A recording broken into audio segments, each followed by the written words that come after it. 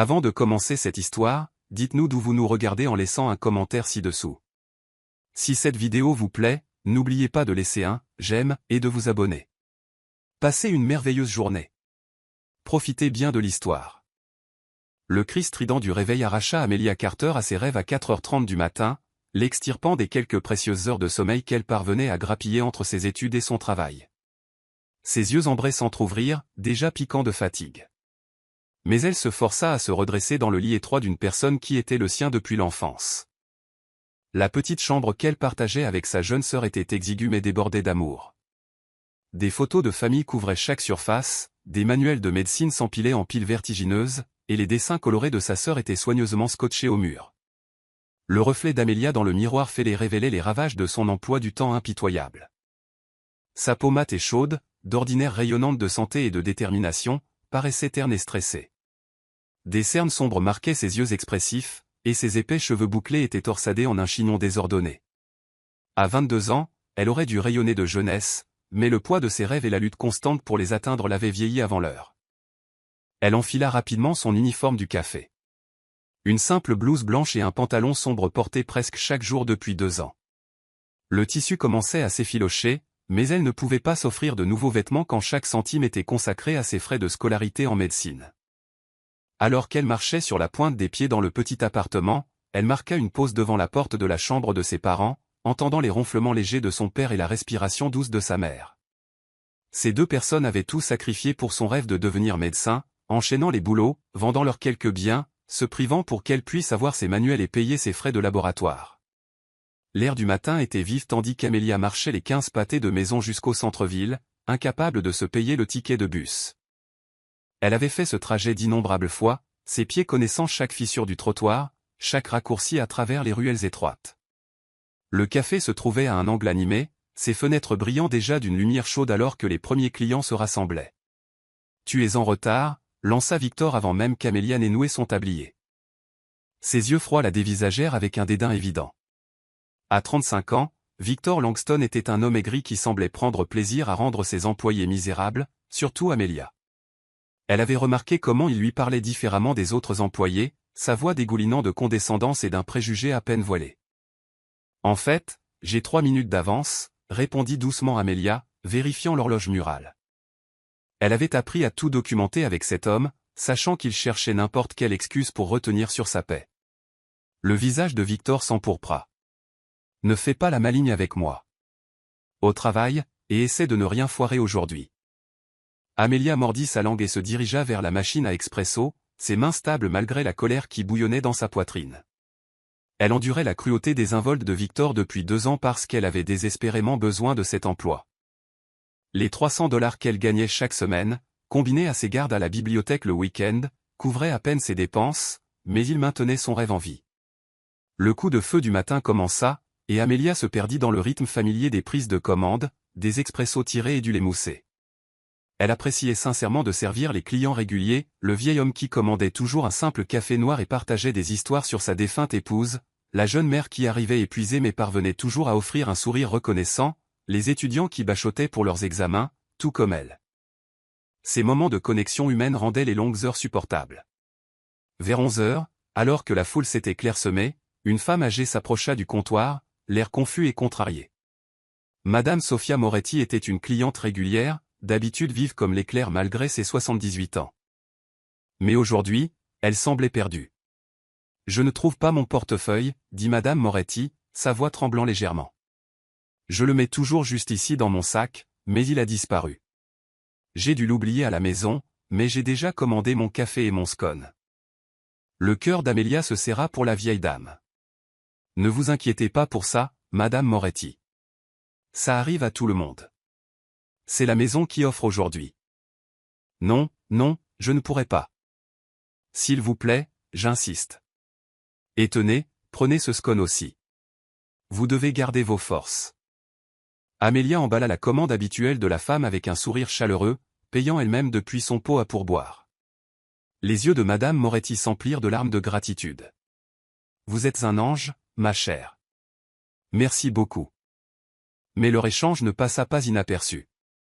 Victor avait observé la scène depuis l'autre bout du café, et dès que Madame Moretti fut partie, il fonça sur Amelia, la fureur brillant dans ses yeux. « Mais qu'est-ce que tu fiches, bordel » siffla-t-il, attrapant brutalement le bras d'Amelia. « Tu viens de donner de la marchandise sans autorisation. » « C'est une cliente âgée régulière qui a oublié son portefeuille, » expliqua calmement Amelia, bien que son cœur s'emballe. « J'ai payé moi-même avec mes pourboires. J'étais juste bienveillante. » « Bienveillante ?» Victor éclata d'un rire sec. « C'est un commerce, pas une œuvre de charité. Et je me fiche que tu aies payé. Tu n'as pas l'autorité pour prendre ces décisions. Tu n'es qu'une serveuse qui se croit meilleure que tout le monde parce qu'elle va à l'université. » La façon dédaigneuse dont il prononça « université » fit bouillir le sang d'Amelia. Elle s'était épuisée au travail pendant des années pour gagner sa place en faculté de médecine, étudiant jusqu'à ce que ses yeux la brûlent, prenant chaque service supplémentaire disponible, sacrifiant sa vie sociale, son sommeil, et parfois même ses repas.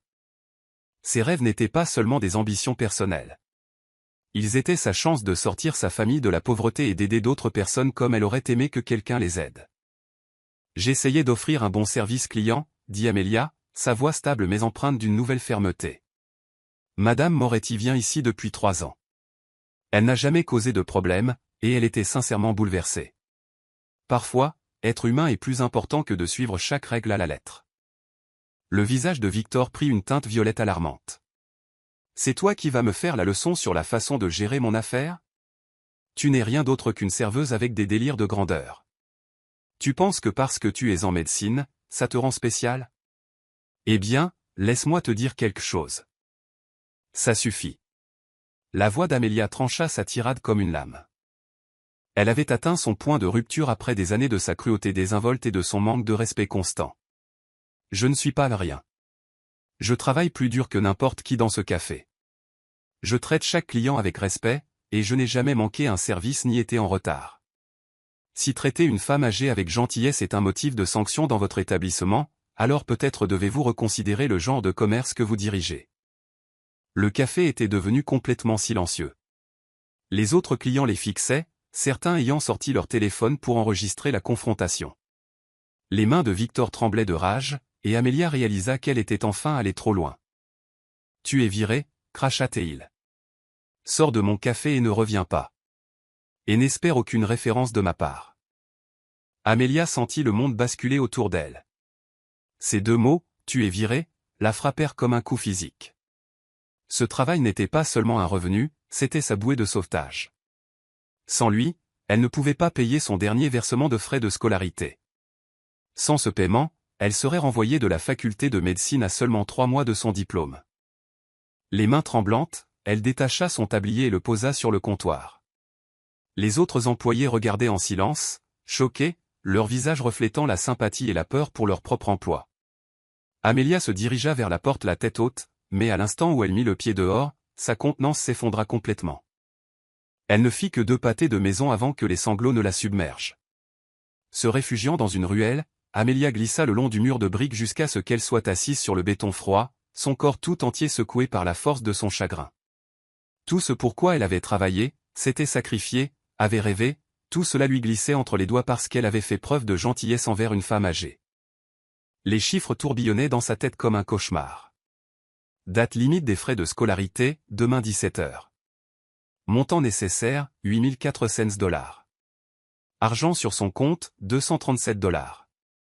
Ses parents s'étaient déjà endettés sur tout ce qu'ils possédaient. Il n'y avait plus personne vers qui se tourner.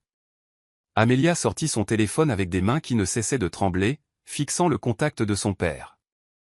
Comment pouvait-elle l'appeler? Comment pouvait-elle lui dire qu'après tout ce que lui et sa mère avaient sacrifié, elle allait tout perdre à cause de sa fierté? Cet homme avait enchaîné 3 boulots pour l'aider à payer ses études, et sa mère nettoyait des bureaux jusqu'à minuit pour apporter sa contribution. Mais quel choix avait-elle? Dans 29 heures, ses rêves mouraient à moins qu'elle ne trouve un miracle. À travers ses larmes, Amelia commença à taper le message le plus difficile de sa vie. Chapitre 2. Un message qui change tout. Les doigts d'Amelia tremblaient alors qu'elle fixait l'écran de son téléphone, ses larmes brouillant sa vision. Le béton froid de la ruelle pressait contre son dos, mais elle le sentait à peine à travers l'engourdissement qui s'était abattu sur elle comme une lourde couverture. En moins de 24 heures, tout son avenir s'effondrerait à moins qu'elle ne trouve un miracle. Le poids des sacrifices de sa famille lui serrait la poitrine, l'empêchant de respirer. Elle fit défiler ses contacts jusqu'à ce qu'elle trouve « Papa » et fixa le nom un long moment. William Carter avait enchaîné 3 boulots pour aider à financer ses études, faisant des livraisons la journée, remplissant les rayons d'une épicerie le soir, et nettoyant des immeubles de bureaux le week-end. Sa mère, Grace, travaillait comme aide à domicile et faisait des ménages chez des particuliers pendant ses jours de congé. Ils avaient tous les deux renoncé à tout ce qu'ils pouvaient sacrifier, et Amelia savait qu'ils n'avaient plus rien à donner. Mais quel choix avait-elle? Les mains tremblantes, elle commença à taper, son cœur se brisant à chaque mot. « Papa, je suis tellement désolé de t'infliger ça, mais je ne sais pas vers qui d'autre me tourner. J'ai perdu mon travail today parce que j'ai tenu tête à mon manager qui traitait mal les gens. La date limite pour les frais de scolarité est demain à 17h. 8400 $, et je n'ai que 230 $ sur mon compte. Je sais que maman et toi avez déjà tout donné, et je me déteste de devoir demander ça, mais je ne sais pas quoi faire d'autre. Mes rêves meurent, papa. Tout ce pourquoi nous avons travaillé, tout ce que vous avez sacrifié, je vais tout perdre. J'ai tout essayé. L'aide financière, les prêts d'urgence, tout. Il n'y a plus rien. J'ai si peur, et je me sens perdu. Je vous aime tant tous les deux, et je suis désolé d'être un tel fardeau. Je comprendrai s'il n'y a rien que vous puissiez faire. J'avais juste besoin de dire à quelqu'un qui m'aime que j'ai fait de mon mieux. La vision d'Amelia était si brouillée par les larmes qu'elle pouvait à peine voir l'écran. Son pouce plana au-dessus du bouton d'envoi pendant plusieurs secondes, le temps de rassembler le courage de briser le cœur de son père. Finalement, elle appuya sur envoyer et enfouit immédiatement son visage dans ses mains, sanglotant avec la force d'un barrage qui cède. Pendant ce temps, à 5000 km de là, dans son bureau d'angle vitré au 42e étage de la tour Bennett, au centre-ville de Seattle, Nathan Bennett était assis dans un fauteuil en cuir valant plus que la voiture de la plupart des gens, contemplant la ligne d'horizon de la ville avec des yeux vides. À 30 ans, sa fortune s'élevait à 4,2 milliards de $, et il commandait un empire couvrant la technologie, l'immobilier et les énergies renouvelables. Sa mâchoire acérée et ses yeux bleus ardoise avaient fait la couverture des magazines, et ses rares apparitions publiques faisaient grimper le cours des actions. Mais plus rien de tout cela n'avait d'importance. Derrière lui, la salle de réunion était remplie de cadres discutant des projections trimestrielles et de l'expansion du marché, leur voix n'étant qu'un bourdonnement lointain qu'il avait cessé d'écouter depuis 1 heure. Ces réunions étaient devenues une routine vide de sens, des hommes riches en costumes coûteux déplaçant des chiffres pour faire plus de chiffres, tous désespérés d'obtenir son approbation, mais aucun ne le connaissant vraiment. Nathan avait passé son enfance dans des internats pendant que ses parents construisaient leur propre empire, le laissant avec un fonds fiduciaire au lieu d'affection et des portefeuilles d'actions au lieu d'histoire avant de dormir. Il avait hérité de leur sens des affaires, mais pas de leur froideur, ce qui le laissait isolé dans un monde où tout le monde voulait quelque chose de lui. Les femmes l'approchaient pour son argent, les hommes cherchaient son influence, et les connexions authentiques semblaient impossibles quand chacun avait un agenda. Son téléphone vibra, transportant ce qu'il supposa être un autre message professionnel sans importance. Il faillit l'ignorer, mais quelque chose lui fit jeter un œil à l'écran. Le numéro était inconnu, et l'aperçu montrait un texte commençant par « Papa, je suis tellement désolé ». Curieux malgré lui, Nathan ouvrit le message et commença à lire.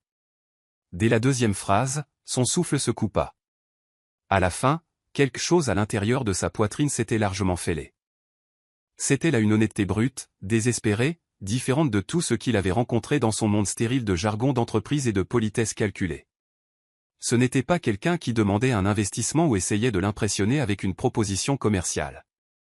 C'était une jeune femme qui vidait son cœur à son père, partageant ses peurs et ses rêves avec une honnêteté si vulnérable qu'elle serra la gorge de Nathan. Il lut le message 3 fois, chaque mot le frappant comme un coup physique. La douleur dans ses phrases était si palpable qu'il pouvait la sentir rayonner depuis l'écran de son téléphone. Quelqu'un, quelque part, voyait ses rêves mourir alors même qu'elle travaillait plus dur que n'importe qui dans sa salle de réunion ne l'avait jamais fait. Quelqu'un qui défendait ce qui était juste, même si cela lui coûtait tout. Tout ce pourquoi nous avons travaillé, tout ce que vous avez sacrifié. Ces mots résonnaient dans l'esprit de Nathan. Quand était-ce la dernière fois que quelqu'un avait sacrifié quoi que ce soit pour lui qui ne soit pas motivé par le profit? Quand quelqu'un avait-il jamais travaillé aussi dur pour un rêve qui n'impliquait pas de prendre quelque chose à quelqu'un d'autre? Monsieur Bennett, la voix de son assistante interrompit ses pensées. Le conseil est prêt pour votre avis sur l'acquisition de Pékin. Nathan leva les yeux vers la salle remplie de visages dans l'expectative, des hommes qui marcheraient sur leur propre mère pour un point de pourcentage de marge bénéficiaire. Puis il regarda à nouveau son téléphone, ce message de quelqu'un qui avait tout perdu parce qu'elle avait fait preuve de gentillesse envers une femme âgée. « Excusez-moi un instant, dit-il, se levant brusquement et sortant de la salle de réunion. Les cadres échangèrent des regards confus, mais Nathan s'en fichait. Pour la première fois depuis des mois, quelque chose importait plus que leur quête sans fin de zéros supplémentaires sur leur compte en banque. Dans son bureau privé, Nathan s'assit à son bureau et ouvrit son application bancaire. Ses doigts planèrent au-dessus de l'écran alors qu'il relisait le message. Bah. 8400 $. C'était moins que ce qu'il dépensait pour un seul dîner dans son restaurant habituel. C'était de la monnaie de poche, insignifiante au regard de sa richesse. Mais pour cette jeune femme, Amelia, il le remarqua grâce aux informations de contact, c'était tout. La douleur dans ses mots lui rappelait ses propres moments les plus sombres. Les nuits à l'internat où il avait pleuré jusqu'à s'endormir, se sentant abandonné et mal aimé. Les années passées à construire son empire tout en se sentant complètement vide à l'intérieur.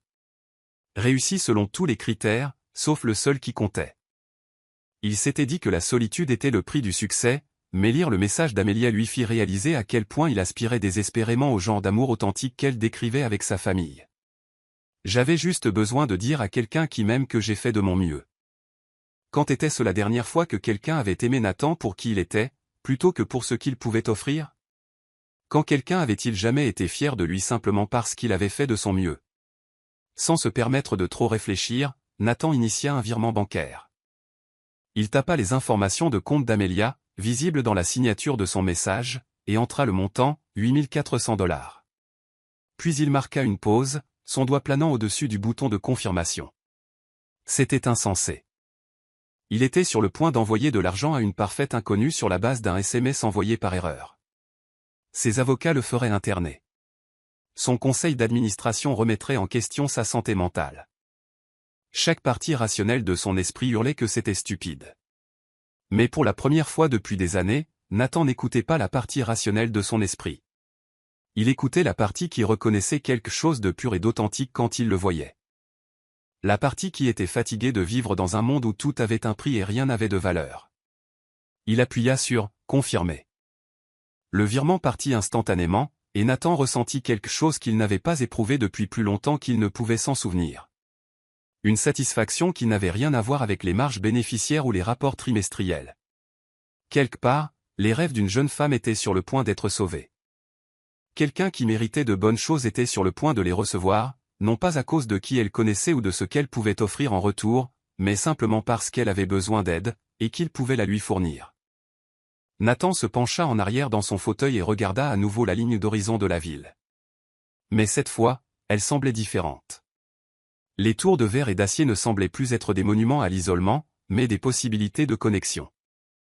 Pour la première fois depuis des mois, il était impatient de voir ce qui allait se passer ensuite. Il avait toujours cru que l'argent ne pouvait pas acheter le bonheur, mais peut-être, juste peut-être, pouvait-il acheter quelque chose d'encore mieux.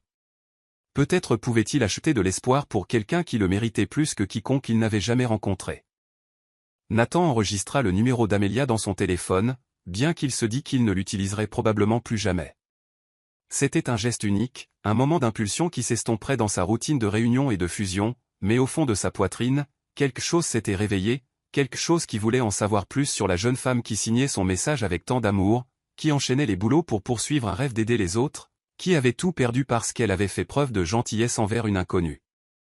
Pour la première fois depuis des années, Nathan Bennett était sincèrement curieux à propos d'un autre être humain, et cette curiosité était sur le point de changer leur vie pour toujours. Chapitre 3. Quand les cœurs se reconnaissent. Amelia dormit à peine cette nuit-là, tournant et se retournant sans cesse alors que l'anxiété lui tordait l'estomac. Chaque fois qu'elle fermait les yeux, elle voyait l'horloge avancer vers 17 heures. Elle voyait ses rêves lui échapper à chaque seconde.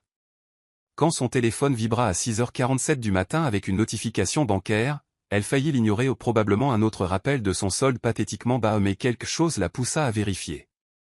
Son cœur s'arrêta. L'écran affichait un dépôt de 8400 $, crédité à 23h23 la nuit précédente. Amelia cligna des yeux, certaine d'halluciner à cause du stress et de l'épuisement. Elle ferma l'application et la rouvrit. Le nombre était toujours là, brillant comme un miracle. « Oh mon Dieu !» murmura-t-elle, ses mains commençant à trembler. « Oh mon Dieu !» Elle se redressa d'un bond dans son lit, manquant de réveiller sa sœur, et sortit sur des jambes tremblantes. La porte de la chambre de ses parents était fermée, mais elle pouvait entendre le réveil de son père. Il avait une livraison tôt le matin. Amelia fit les 100 pas dans le petit salon, fixant son téléphone, essayant de comprendre ce qu'elle voyait. Il l'avait fait. D'une manière ou d'une autre, incroyablement, son père avait trouvé l'argent. Il avait dû prendre un autre prêt, emprunter sur quelque chose d'autre, peut-être demander de l'aide à son frère, malgré leur relation tendue. La pensée de ce que ce sacrifice avait pu lui coûter serra la poitrine d'Amelia de culpabilité et d'une gratitude écrasante. Quand William Carter émergea de la chambre 20 minutes plus tard, déjà vêtu de son uniforme de livraison, il trouva sa fille qui l'attendait, des larmes coulant sur son visage. « Papa » murmura Amelia, se jetant dans ses bras avec une telle force qu'il chancela. « Merci. Merci tellement. Je n'arrive pas à croire que tu aies trouvé un moyen. Je sais ce que cela a dû vous coûter, à toi et à maman. Et je te promets que je rembourserai chaque centime. Je prendrai 3 boulots s'il le faut. Doucement, ma puce. » William tint sa fille à bout de bras, son visage buriné plissé par la confusion. « De quoi parles-tu ? » « L'argent, » dit Amelia en essuyant ses yeux. « Le paiement des frais de scolarité. Papa, tu m'as sauvé la vie. Tu as sauvé mes rêves. » La confusion de William s'intensifia. « Amelia, chérie, quel argent ? J'ai reçu ton message hier soir, et ça m'a brisé le cœur. Mais, ma puce, nous n'avons pas ce genre d'argent. Ta mère et moi avons parlé pendant des heures pour essayer de trouver quelque chose, n'importe quoi, mais... Tu m'as envoyé $8400 la nuit dernière, l'interrompit Amelia, lui montrant son téléphone. Regarde, c'est juste là, crédité à 23h23. William prit le téléphone et fixa l'écran, ses yeux s'écarquillant. Amelia, ce n'est pas moi qui ai envoyé ça. Je ne sais même pas comment faire un virement bancaire de cette taille. Et même si je savais, nous n'avons pas cet argent. Les mots frappèrent Amelia comme de l'eau glacée. Si son père n'avait pas envoyé l'argent, alors qui ? Avec une appréhension croissante, elle ouvrit ses messages textes et fit défiler jusqu'à la conversation de la nuit précédente. Elle avait été si bouleversée, si aveuglée par les larmes, qu'elle n'avait pas vérifié le numéro. Maintenant, en le regardant avec des yeux clairs, elle vit l'horrible vérité. Le numéro était erroné. Elle avait manqué un chiffre dans sa panique, et son message désespéré et déchirant était parti à un parfait inconnu. « Oh non !» souffla Amelia, s'effondrant sur le canapé alors que toute l'ampleur de son erreur la frappait. « Oh non ! Oh non ! Oh non ! Qu'y a-t-il, ma puce ? Papa, j'ai envoyé ce message au mauvais numéro. » La voix d'Amelia était à peine audible. « Un inconnu vient de m'envoyer $8400 parce qu'il pensait que je lui demandais de l'aide. » William s'assit à côté de sa fille, le visage grave. « Nous devons le rendre immédiatement. » « Je sais, » dit Amelia, bien que les mots lui semblassent être du verre avalé. Rendre l'argent signifiait voir ses rêves mourir à nouveau, mais garder de l'argent qui ne lui appartenait pas était impensable. Ses parents l'avaient mieux élevé que ça. Les doigts tremblants, Amelia initia le virement pour retourner l'argent, puis commença à taper ce qui semblait être le message le plus mortifiant de sa vie. « Je suis incroyablement désolé. Je ne peux même pas commencer à exprimer à quel point je suis gêné et horrifié en ce moment. La nuit dernière, j'essayais d'envoyer un message à mon père à propos de ma situation financière, mais dans ma détresse, je l'ai envoyé par erreur à votre numéro. J'ai immédiatement retourné votre argent. Je n'ai jamais eu l'intention de vous déranger ou de demander de l'aide à un inconnu. J'étais émotive et paniquée et j'ai fait une terrible erreur. Merci pour votre gentillesse envers une inconnue, mais je ne peux pas et n'accepterai pas de l'argent qui ne m'est pas destiné. Encore une fois, je suis vraiment désolé de vous avoir dérangé. Veuillez pardonner mon erreur. » Elle relut le message 3 fois, s'assurant qu'il adoptait le bon ton d'humilité et de gratitude sans donner l'impression qu'elle cherchait à récupérer l'argent. Finalement, elle appuya sur envoyer et posa immédiatement son téléphone face contre la table basse, trop mortifiée pour le regarder. « Tu as fait ce qu'il fallait, » dit William, passant son bras autour des épaules de sa fille. « Je suis fier de toi de l'avoir rendu, même si je sais à quel point ça te fait mal. » Amelia hocha la tête, n'ayant pas confiance en sa voix. Elle avait fait ce qu'il fallait, mais c'était comme s'arracher le cœur. Elle était de retour à la case départ, pire, en fait, car maintenant elle s'était humiliée devant un inconnu qui avait seulement essayé d'aider. À 5000 km de là, Nathan passait sa première matinée paisible depuis des mois. Il avait mieux dormi que depuis des semaines, se réveillant avec un sentiment d'anticipation inhabituel. Le souvenir du message d'Amelia et de son geste impulsif le faisait se sentir plus vivant que n'importe quelle affaire commerciale ne l'avait jamais fait. Il examinait des rapports en buvant son café lorsque son téléphone sonna avec une notification bancaire. Amelia Carter avait retourné son virement, jusqu'au dernier centime. Nathan fixa la notification, incrédule. Dans son monde, l'argent circulait à sens unique, vers lui. Les gens demandaient des investissements, des prêts, des aumônes, mais personne ne retournait jamais l'argent qu'il avait donné librement. Le geste était si inattendu, si contraire à tout ce qu'il avait connu, qu'il dut lire la notification 2 fois pour y croire. Puis vint son message. Nathan le lut une fois, puis le relut immédiatement. Le ton était si différent de son premier message, formel là où l'autre avait été brut, plein d'excuses là où l'autre avait été désespéré. Mais sous la politesse soigneuse, il pouvait sentir le même cœur authentique qui l'avait si profondément ému la nuit précédente. Elle avait rendu de l'argent dont elle avait désespérément besoin parce qu'elle croyait que c'était la bonne chose à faire. Dans un monde où les gens poursuivraient leur propre grand-mère en justice pour des options d'achat d'actions, Amelia Carter avait rendu une fortune parce qu'elle ne lui appartenait pas de droit. Nathan se surprit à sourire pour la première fois depuis des semaines. Il commença à taper sa réponse, choisissant chaque mot avec soin. « S'il vous plaît, ne vous excusez pas. Votre message d'hier soir était la chose la plus authentique que j'ai lue depuis des années. J'ai envoyé cet argent parce que je voulais aider quelqu'un qui le méritait clairement, non pas parce que j'y étais obligé. Les erreurs arrivent, mais votre caractère transparaît dans la façon dont vous avez géré cela. Gardez l'argent. Quand vous le pourrez, quand vous serez prête, vous pourrez le payer au suivant à quelqu'un d'autre qui a besoin d'aide. Concentrez-vous sur vos rêves pour l'instant. » Il marqua une pause avant d'ajouter, de plus, il fut un temps où j'étais perdu, moi aussi. Je sais ce que ça fait quand personne ne croit en vous. Parfois, nous avons tous besoin que quelqu'un croie en nous quand nous n'arrivons pas à croire en nous-mêmes. Nathan appuya sur envoyer avant de pouvoir se raviser. Il avait révélé plus de choses à cet inconnu en quelques phrases qu'à quiconque depuis des années. L'honnêteté d'Amelia avait déverrouillé une partie de lui qu'il pensait sceller à jamais. Quand le téléphone d'Amelia vibra 20 minutes plus tard, elle aidait sa mère à préparer le petit déjeuner, essayant d'agir normalement malgré le fait que son monde s'effondrait. Elle jeta un coup d'œil réticent au téléphone, s'attendant peut-être à un accusé de réception formelle de ses excuses. À la place, elle trouva quelque chose qui lui coupa le souffle. « Maman » appela doucement Amelia, sa voix remplie d'émerveillement.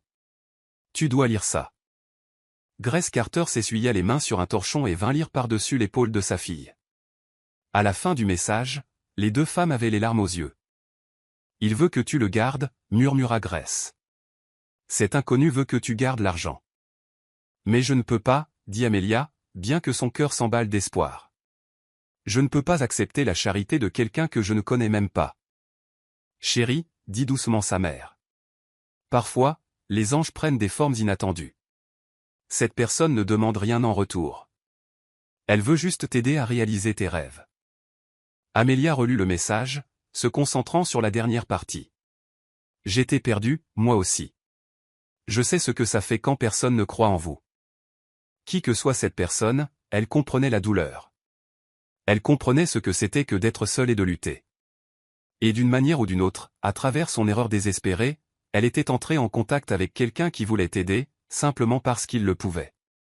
Pour la première fois depuis le désastre de la veille, Amelia ressentit autre chose que du désespoir. Elle ressentait de l'espoir et de la curiosité.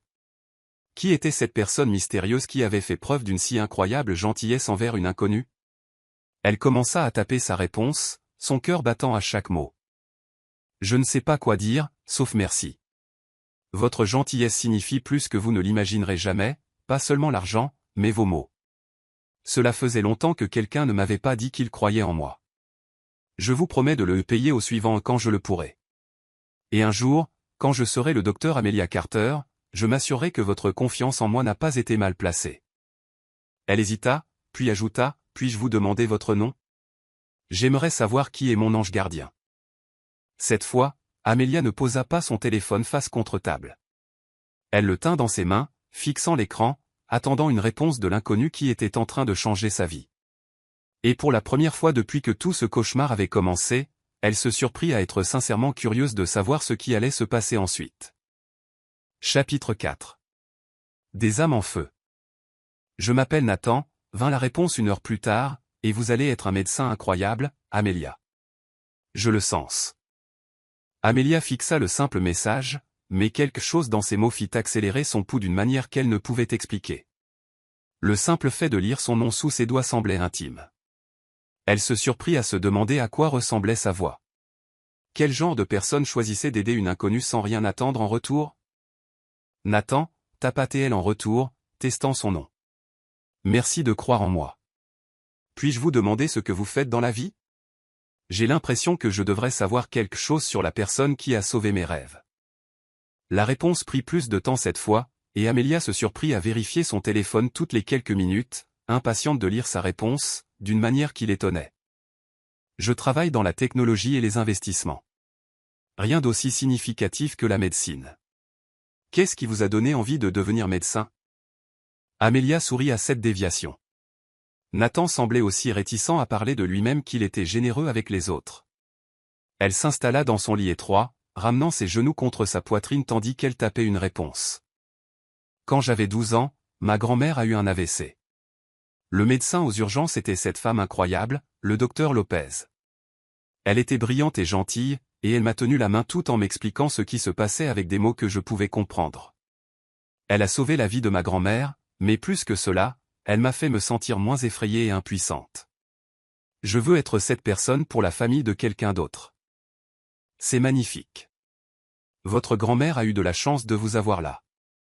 Elle est décédée l'année dernière, avoua Amelia, surprise de la facilité avec laquelle elle partageait quelque chose de si personnel avec cet inconnu. Mais je sais qu'elle serait fière de là où j'en suis maintenant. Elle disait toujours que j'avais des mains qui guérissent. Je suis désolé pour votre perte, et je suis certain qu'elle serait incroyablement fière.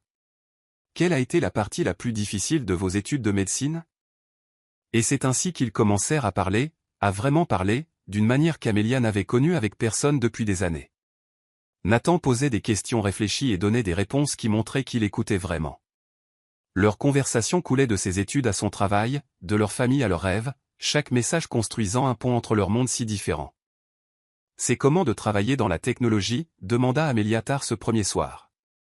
Ça doit être excitant de faire partie de l'innovation. Ça peut l'être, répondit Nathan, mais parfois j'ai l'impression de résoudre des problèmes qui n'ont pas vraiment d'importance, de rendre les riches plus riches, de créer des solutions à des problèmes qui n'existent que parce que nous avons trop d'argent et trop peu de buts. Votre travail sauvera réellement des vies. Mais la technologie connecte les gens, souligna Amelia. Elle donne aux gens l'accès à l'information, à des opportunités qu'ils n'auraient pas autrement. Ça compte aussi. Je n'y avais jamais pensé de cette façon. Vous avez le don de voir le bien dans les choses. Et vous avez le don d'aider les gens. Tout le monde n'aurait pas fait ce que vous avez fait pour moi. Peut-être que j'étais juste égoïste. Vous aider m'a fait me sentir plus utile que tout ce que j'ai fait depuis des années. Amelia se surprit à sourire à son téléphone, charmée par son honnêteté. Il y avait quelque chose de si authentique chez Nathan, si différent des gars de l'université qui semblaient jouer à la masculinité plutôt que d'être simplement eux-mêmes. Les jours passèrent dans un tourbillon de cours et de textos constants. Amelia se réveillait avec des messages de Nathan, partageant des pensées qu'il avait eues pendant sa soirée ou lui demandant comment s'annonçait sa journée. Elle répondait entre les cours magistraux, se trouvant impatiente de partager avec lui les moindres détails de sa vie. Pendant les séminaires ennuyeux, elle rédigeait de longs messages sur ses réflexions concernant la politique de santé ou ses rêves pour l'avenir, et Nathan répondait avec des perspectives qui montraient qu'il comprenait non seulement ses mots, mais aussi la passion qui les animait. J'ai assisté à une observation chirurgicale incroyable aujourd'hui, texta Amelia un après-midi. Un chirurgien cardiaque a réparé une malformation cardiaque chez un enfant, et c'était comme regarder de la magie. La précision, la connaissance, la façon dont tout le monde travaillait ensemble pour sauver la vie de ce petit garçon. Je n'ai jamais rien désiré plus que de faire partie de ce monde. La façon dont vous le décrivez me donne envie de regarder aussi. Vous rendez tout magnifique. Qu'est-ce qui vous fait ressentir cela? Qu'est-ce qui vous donne ce sens du but? La question sembla prendre Nathan au dépourvu, car sa réponse mit plus de temps que d'habitude. Honnêtement, il y a encore quelques semaines, j'aurais dit rien. Je fonctionnais en pilote automatique depuis si longtemps que j'avais oublié ce que c'était que d'être excité par quoi que ce soit. Mais vous parlez, ça me rappelle qu'il y a encore des gens bien dans le monde qui font un travail qui a du sens. Vous êtes quelqu'un de bien aussi, Nathan. Vous avez changé ma vie entière parce que vous avez vu quelqu'un en détresse et avez décidé d'aider. Cela dit tout sur qui vous êtes. Vous me donnez trop de crédit. Je ne pense pas vous en donner assez. Leurs conversations s'approfondirent au fil des semaines. Nathan partagea des histoires sur son enfance solitaire, les internats où il avait appris à être autonome mais jamais à vraiment se connecter aux autres. Amélia lui parla de son enfance dans une maison pleine d'amour mais vide d'argent, de la façon dont les sacrifices de ses parents la motivaient à travailler plus dur que tout le monde autour d'elle. « Est-ce que tu te sens parfois coupable de ton succès ?» demanda Amélia un soir. « Comme si tu ne le méritais peut-être pas alors que d'autres luttent autant. » Chaque jour, admit Nathan. J'ai hérité de la plupart de mes opportunités. Vous avez gagné chacune des vôtres. Mais vous auriez pu être arrogant et égoïste avec ces opportunités. Au lieu de cela, vous aidez des gens comme moi. C'est un choix, pas un accident. Vous allez finir par me faire croire que je suis quelqu'un de bien si vous continuez comme ça. Vous êtes quelqu'un de bien. Je le sens dans votre façon d'écrire, les questions que vous posez, la façon dont vous écoutez vraiment les réponses. Quand est-ce la dernière fois que quelqu'un vous a dit ça? Encore une fois, une longue pause. Honnêtement, je ne m'en souviens pas. Le cœur d'Amélia se serra pour lui. Elle commençait à comprendre que sous son succès et sa générosité, Nathan était tout aussi seul qu'elle avait été désespérée. Il leur manquait à tous les deux quelque chose d'essentiel. Elle avait de l'amour mais manquait d'opportunités. Tandis qu'il avait toutes les opportunités mais se sentait affamé de connexions authentiques. Eh bien, je vous le dis maintenant, Tapatel. Vous êtes gentil, attentionné, généreux et incroyablement facile à vivre. N'importe qui aurait de la chance de vous avoir dans sa vie. Même une brillante étudiante en médecine qui va changer le monde? Amélia fixa ce message pendant un long moment, son cœur s'emballant. Était-il en train de flirter avec elle? La pensée fit parcourir un frisson électrique dans ses veines, d'une manière qui la ravissait et la terrifiait à la fois. Surtout elle, répondit-elle finalement, surprise par sa propre audace. Amélia. Oui. Je sais que c'est fou, mais j'ai l'impression d'avoir attendu toute ma vie pour parler à quelqu'un comme je parle avec vous. Le souffle d'Amélia se coupa. Elle lut le message 3 fois, chaque lecture faisant battre son cœur plus vite. Elle était en train de tomber amoureuse de lui. Cet homme qu'elle n'avait jamais rencontré, dont elle n'avait jamais vu le visage, dont elle n'avait jamais entendu la voix. D'une manière ou d'une autre, par de simples mots sur un écran, il avait trouvé le chemin de son cœur. Ce n'est pas fou, tapatait-elle, les doigts tremblants. Je le ressens aussi. Comme si tu comprenais des parties de moi que je ne comprenais même pas moi-même. Je veux tout savoir de vous. Votre couleur préférée, ce qui vous fait rire, ce à quoi vous rêvez quand vous vous endormez. Je veux tout savoir. Bleu, répondit Amélia, souriant si largement que ses joues lui faisaient mal. La couleur de l'océan juste avant le coucher du soleil. Et c'est toi qui me fais rire. Ton sens de l'humour peint sans rire. La façon dont tu agis comme si tu n'étais pas drôle alors que tu es hilarant. Et dernièrement, je rêve de te rencontrer. Tu rêves de me rencontrer? Est-ce trop direct? C'est parfait. Parce que je rêve de te rencontrer aussi. Ils restèrent éveillés jusqu'à 3 heures du matin cette nuit-là, échangeant des confessions et des rêves, des souvenirs préférés et des peurs les plus profondes. Amélia apprit que Nathan jouait du piano quand il était stressé, qu'il n'avait jamais été amoureux auparavant, qu'il avait parfois l'impression de vivre la vie de quelqu'un d'autre. Nathan découvrit qu'Amélia chantait sous la douche, qu'elle faisait le pire café du monde malgré avoir travaillé dans un café pendant 2 ans, qu'elle avait un rire qui pourrait probablement alimenter une petite ville si quelqu'un trouvait comment l'exploiter. J'ai une confession à faire, tapa Nathan alors que le soleil commençait à se lever. Dis-moi. Je n'ai jamais ressenti pour personne ce que je commence à ressentir pour toi. Et nous ne nous sommes jamais rencontrés. Le cœur d'Amélia s'envola et retomba en même temps. Elle tombait amoureuse de lui, elle aussi, plus fort et plus vite qu'elle n'était jamais tombée amoureuse de qui que ce soit. Mais comment pouviez-vous aimer quelqu'un que vous n'aviez jamais vu? Comment pouviez-vous construire une relation sur des messages textés des confessions nocturnes? Je ressens la même chose, admis-elle. Ça me fait peur à quel point j'attends tes messages avec impatience. Tu es la première chose à laquelle je pense en me réveillant et la dernière chose à laquelle je pense avant de m'endormir. Alors il est peut-être temps que nous nous rencontrions en personne. Amelia fixa ces mots, son pouce emballant.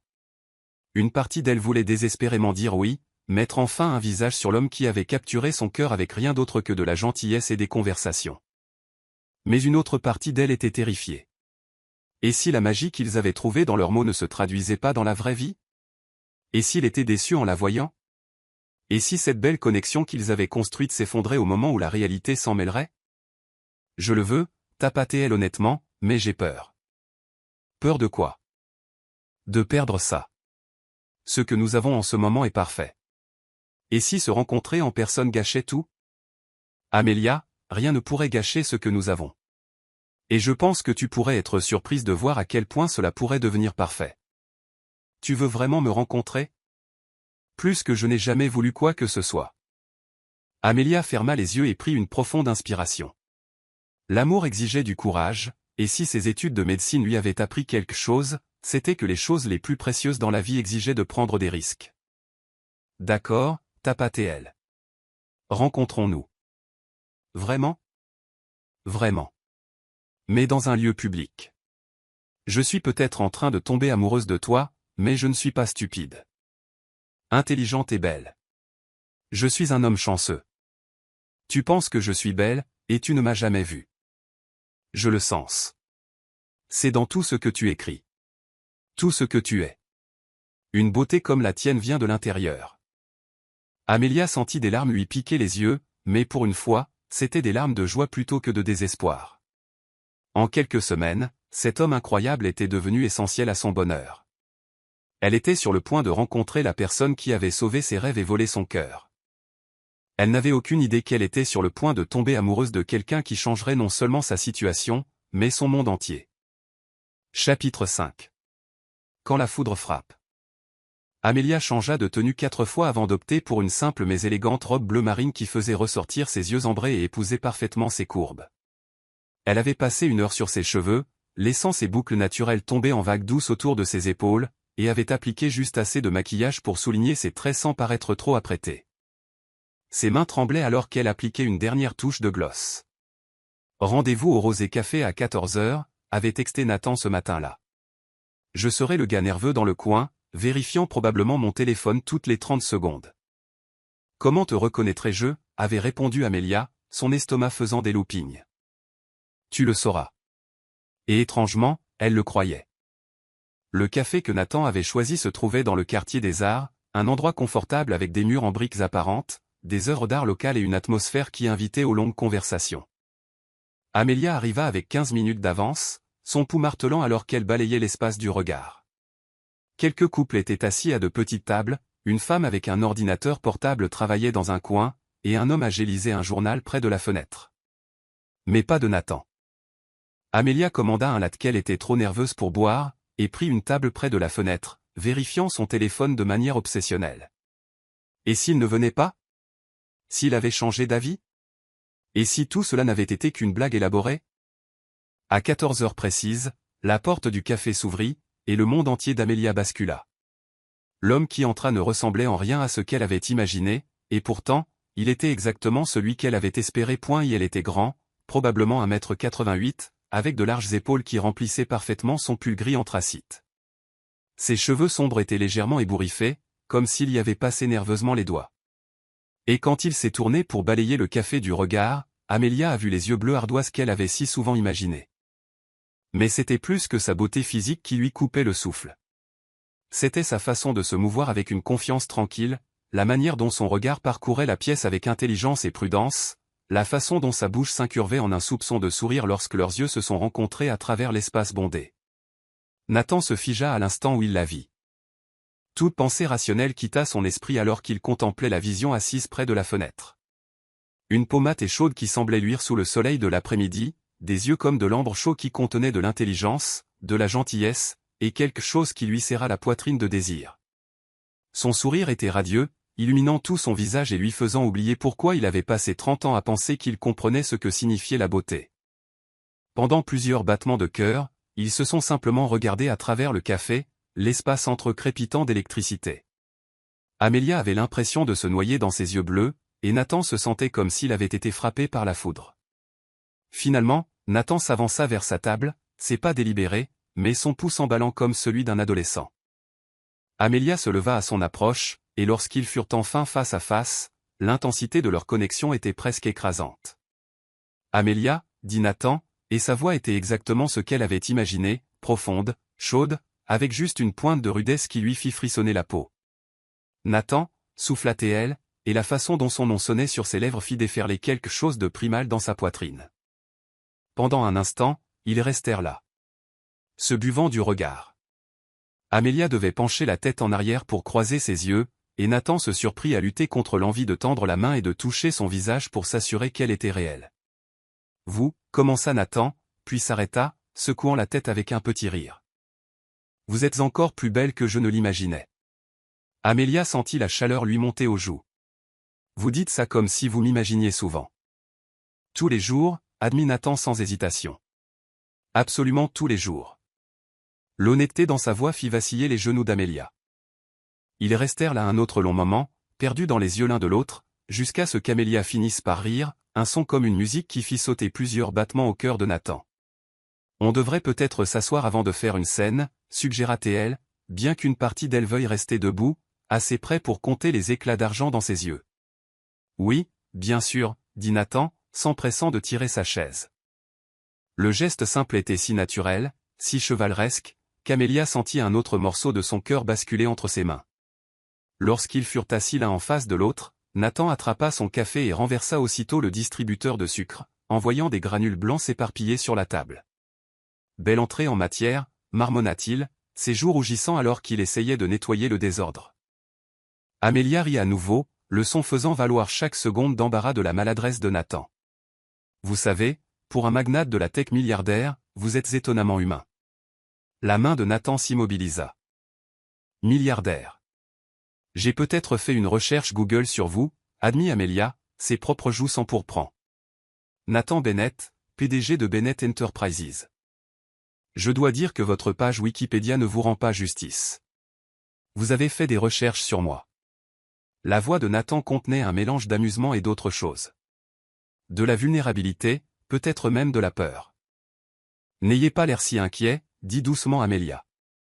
Je n'ai trouvé ni épouse secrète ni casier judiciaire, juste un homme d'affaires très prospère qui, apparemment, donne plus d'argent à des œuvres caritatives en un an que la plupart des gens n'envoient dans toute une vie. » Nathan se détendit légèrement.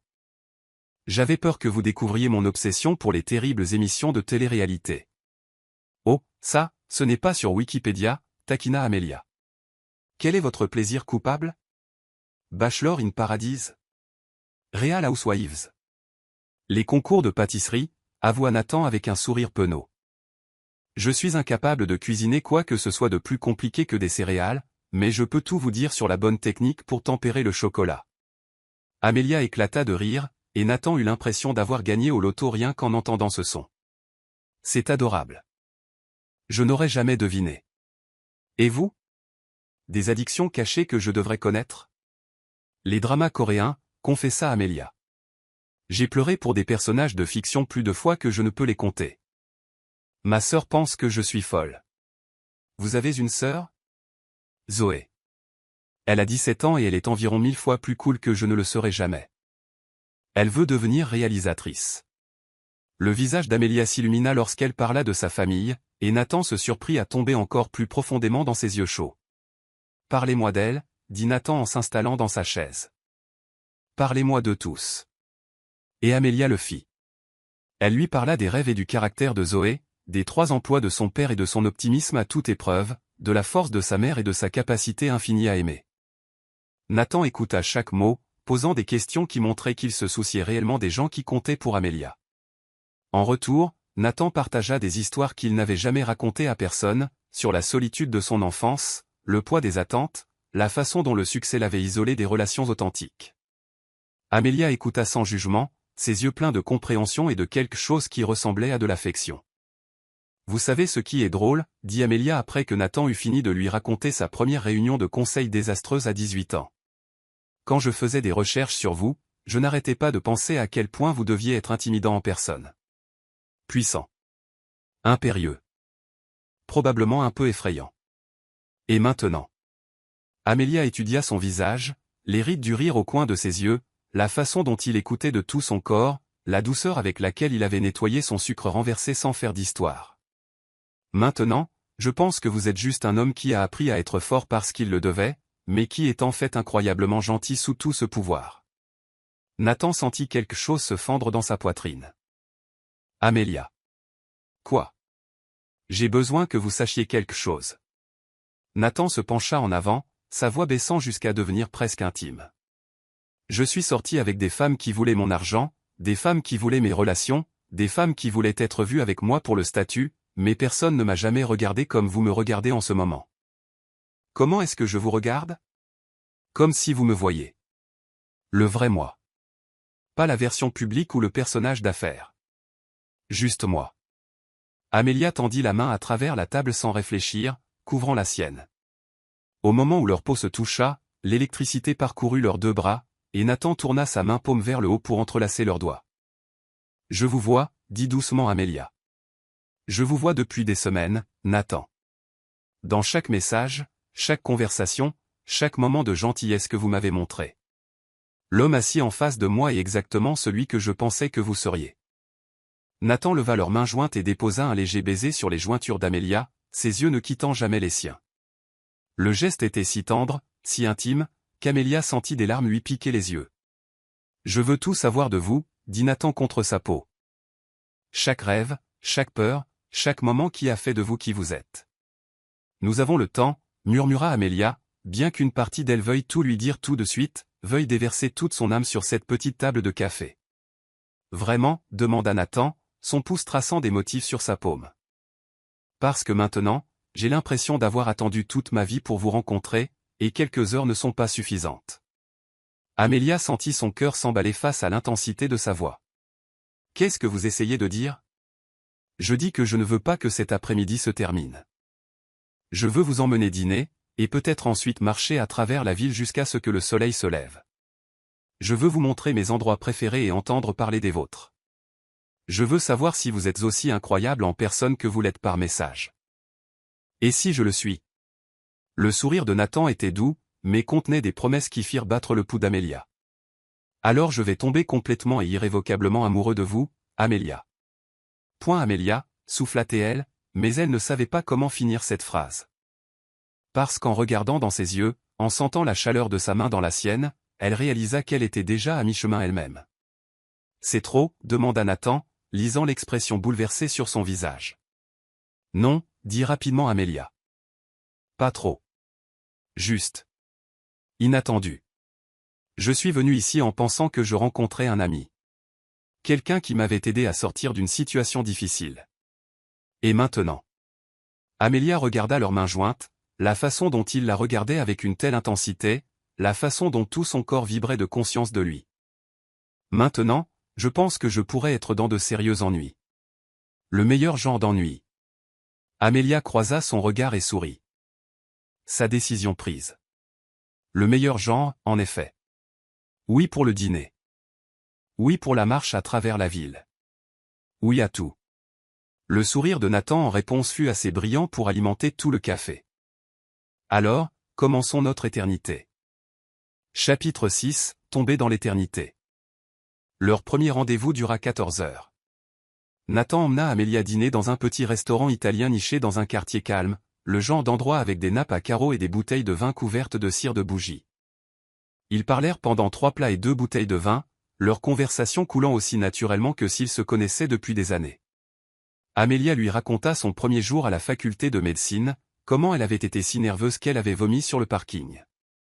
Nathan partagea sa terreur lors de sa première présentation professionnelle, où il avait été si intimidé par le conseil d'administration qu'il avait accidentellement appelé le président « Papa ».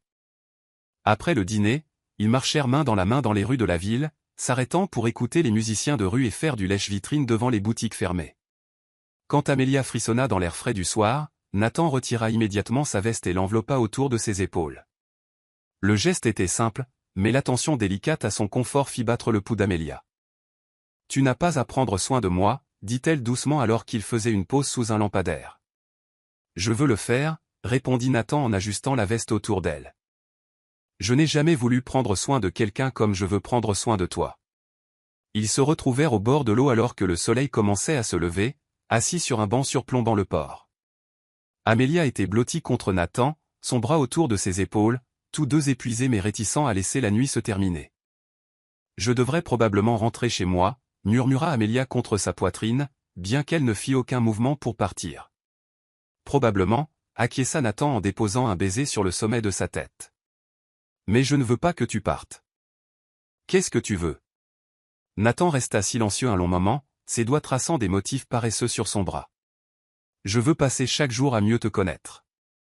Je veux entendre ta voix quand je me réveille et être la dernière personne à qui tu parles avant de t'endormir.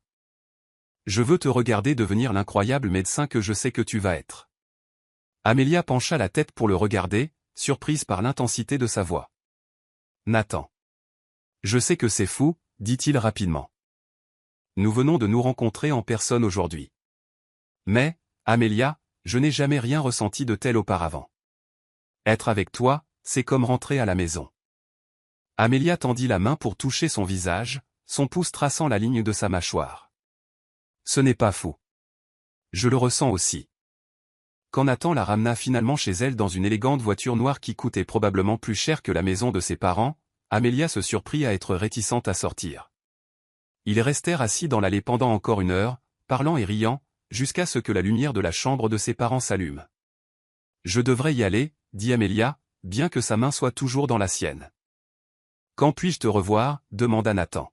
« Quand veux-tu me revoir ? Maintenant ? Demain ?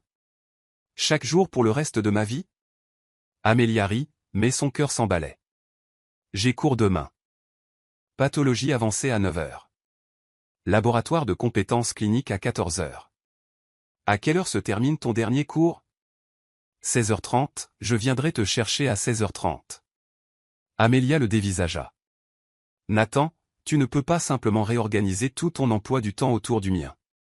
N'as-tu pas une entreprise à diriger ? Nathan porta la main d'Amelia à ses lèvres, déposant un léger baiser sur sa paume. L'entreprise survivra. Pour l'instant, la seule chose qui compte est de passer du temps avec toi. Le lendemain, Amelia se surprit à vérifier constamment son téléphone pendant les cours, lisant et relisant le message de « Bonjour » de Nathan. Quand elle sortit de son dernier cours, il était là, appuyé contre sa voiture avec un bouquet de tournesol, ses fleurs préférées, bien qu'elle ne se souvienne pas le lui avoir dit. « Comment savais-tu » demanda-t-elle en enfouissant son visage dans les fleurs éclatantes. « Tu les as mentionnées dans l'un de tes textos, dit Nathan, l'air satisfait de lui. Tu as dit que ta grand-mère en cultivait dans son jardin. » Le fait qu'il se soit souvenu d'un si petit détail serra la poitrine d'Amelia d'émotion. « Tu fais attention à tout, n'est-ce pas ? Quand il s'agit de toi. » Absolument. Cela devint leur routine. Chaque jour après les cours, Nathan l'attendait. Parfois, il l'emmenait déjeuner dans des petits restaurants dont elle n'avait jamais entendu parler. D'autres fois, il visitait des musées ou des galeries d'art, Nathan regardant Amelia plus que les expositions, fasciné par ses réactions à tout ce qui l'entourait. Un après-midi, Amelia sortit de son cours de biochimie pour trouver Nathan en train de parler avec animation au docteur Emily Wong, sa professeure préférée. Tous deux levèrent les yeux à son approche, arborant des expressions qui rendirent Amelia immédiatement méfiante. « Qu'est-ce qui se passe » demanda Amelia, regardant de l'un à l'autre. Monsieur Bennett était justement en train de me parler du centre de recherche que son entreprise finance. Dit le docteur Wong avec un sourire. Celui qui va se concentrer sur le développement d'équipements médicaux plus abordables pour les communautés mal desservies. Les yeux d'Amelia s'écarquillèrent alors qu'elle se tournait vers Nathan. Tu finances la recherche médicale ? Les joues de Nathan rougirent légèrement. Ce n'est pas grand-chose. J'ai juste pensé, avec ta passion pour aider les gens qui n'ont pas les moyens de se payer des soins de santé adéquats, qu'il y avait peut-être un moyen pour moi de contribuer. Pas grand-chose, intervint le docteur Wong. Monsieur Bennett, c'est un engagement de 20 millions de dollars pour la recherche médicale. Je dirais que c'est assez important. Amelia sentit des larmes lui piquer les yeux. Nathan l'avait écouté parler des inégalités en matière de soins de santé et avait décidé de faire quelque chose, pas seulement de signer un chèque, mais de financer une véritable recherche qui pourrait changer des vies. « Pourquoi ne m'as-tu rien dit ?» demanda Amelia alors qu'il s'éloignait du bâtiment. « Parce que je ne voulais pas que tu penses que j'essayais de t'impressionner, » dit honnêtement Nathan. « Je voulais le faire parce que c'était important pour toi, pas parce que je pensais que ça te ferait m'apprécier davantage. » Amelia s'arrêta de marcher et se tourna pour lui faire face. Nathan Bennett. Oui, incroyable Amelia Carter. Oui. Tu vas me faire tomber complètement amoureux de toi si tu continues à me regarder comme ça. Comme quoi? Comme si j'étais la meilleure chose qui te soit jamais arrivée. Amelia se rapprocha, ses mains venant se poser sur sa poitrine. Parce que tu le es. Leur premier baiser eut lieu là, sur le campus de l'université, avec des étudiants qui passaient et la voiture de luxe de Nathan garée en zone interdite. Amelia se hissa sur la pointe des pieds juste au moment où Nathan lui prit le visage entre ses mains, et lorsque leurs lèvres se rencontrèrent, le monde autour d'eux cessa d'exister. Le baiser fut d'abord doux, hésitant, comme s'ils avaient tous deux peur de briser quelque chose de précieux. Mais quand les mains d'Amelia agrippèrent la chemise de Nathan et le tirèrent plus près, la douceur devint désespérée. Les bras de Nathan s'enroulèrent autour de sa taille, la soulevant légèrement du sol alors que leurs bouches se mouvaient ensemble avec des semaines de désir accumulés. Quand ils se séparèrent enfin, tous deux haletants, Nathan appuya son front contre celui d'Amelia. C'était, commença Nathan. Parfait, termina Amelia, sa voix à peine plus qu'un murmure. J'allais dire bouleversant, mais parfait fonctionne aussi. Amelia rit, le son faisant sauter des battements au cœur de Nathan. On devrait probablement bouger. Je crois que tu es sur le point de prendre une amende de stationnement. Ça en vaut la peine, murmura Nathan, mais il la reposa à contre-cœur sur ses pieds. À partir de ce jour, Nathan devint une présence constante dans le monde d'Amelia. Il assistait à ses groupes d'études, charmant ses camarades de classe par son intérêt sincère pour leur travail. Il se présentait à la bibliothèque avec du café et des pâtisseries lorsqu'elle avait des sessions d'études tardives.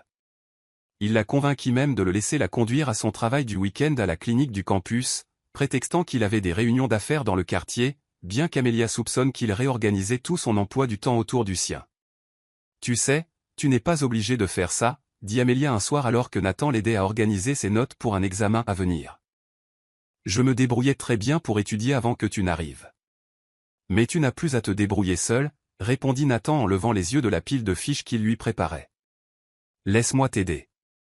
Laisse-moi faire partie de ta vie. Tu fais partie de ma vie.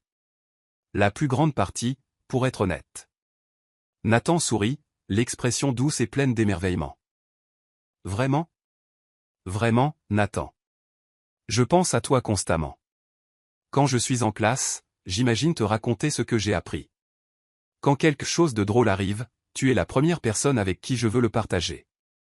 Quand j'ai une mauvaise journée, tout ce que je veux, c'est entendre ta voix. » Nathan posa les fiches et vint s'asseoir à côté d'elle sur le canapé.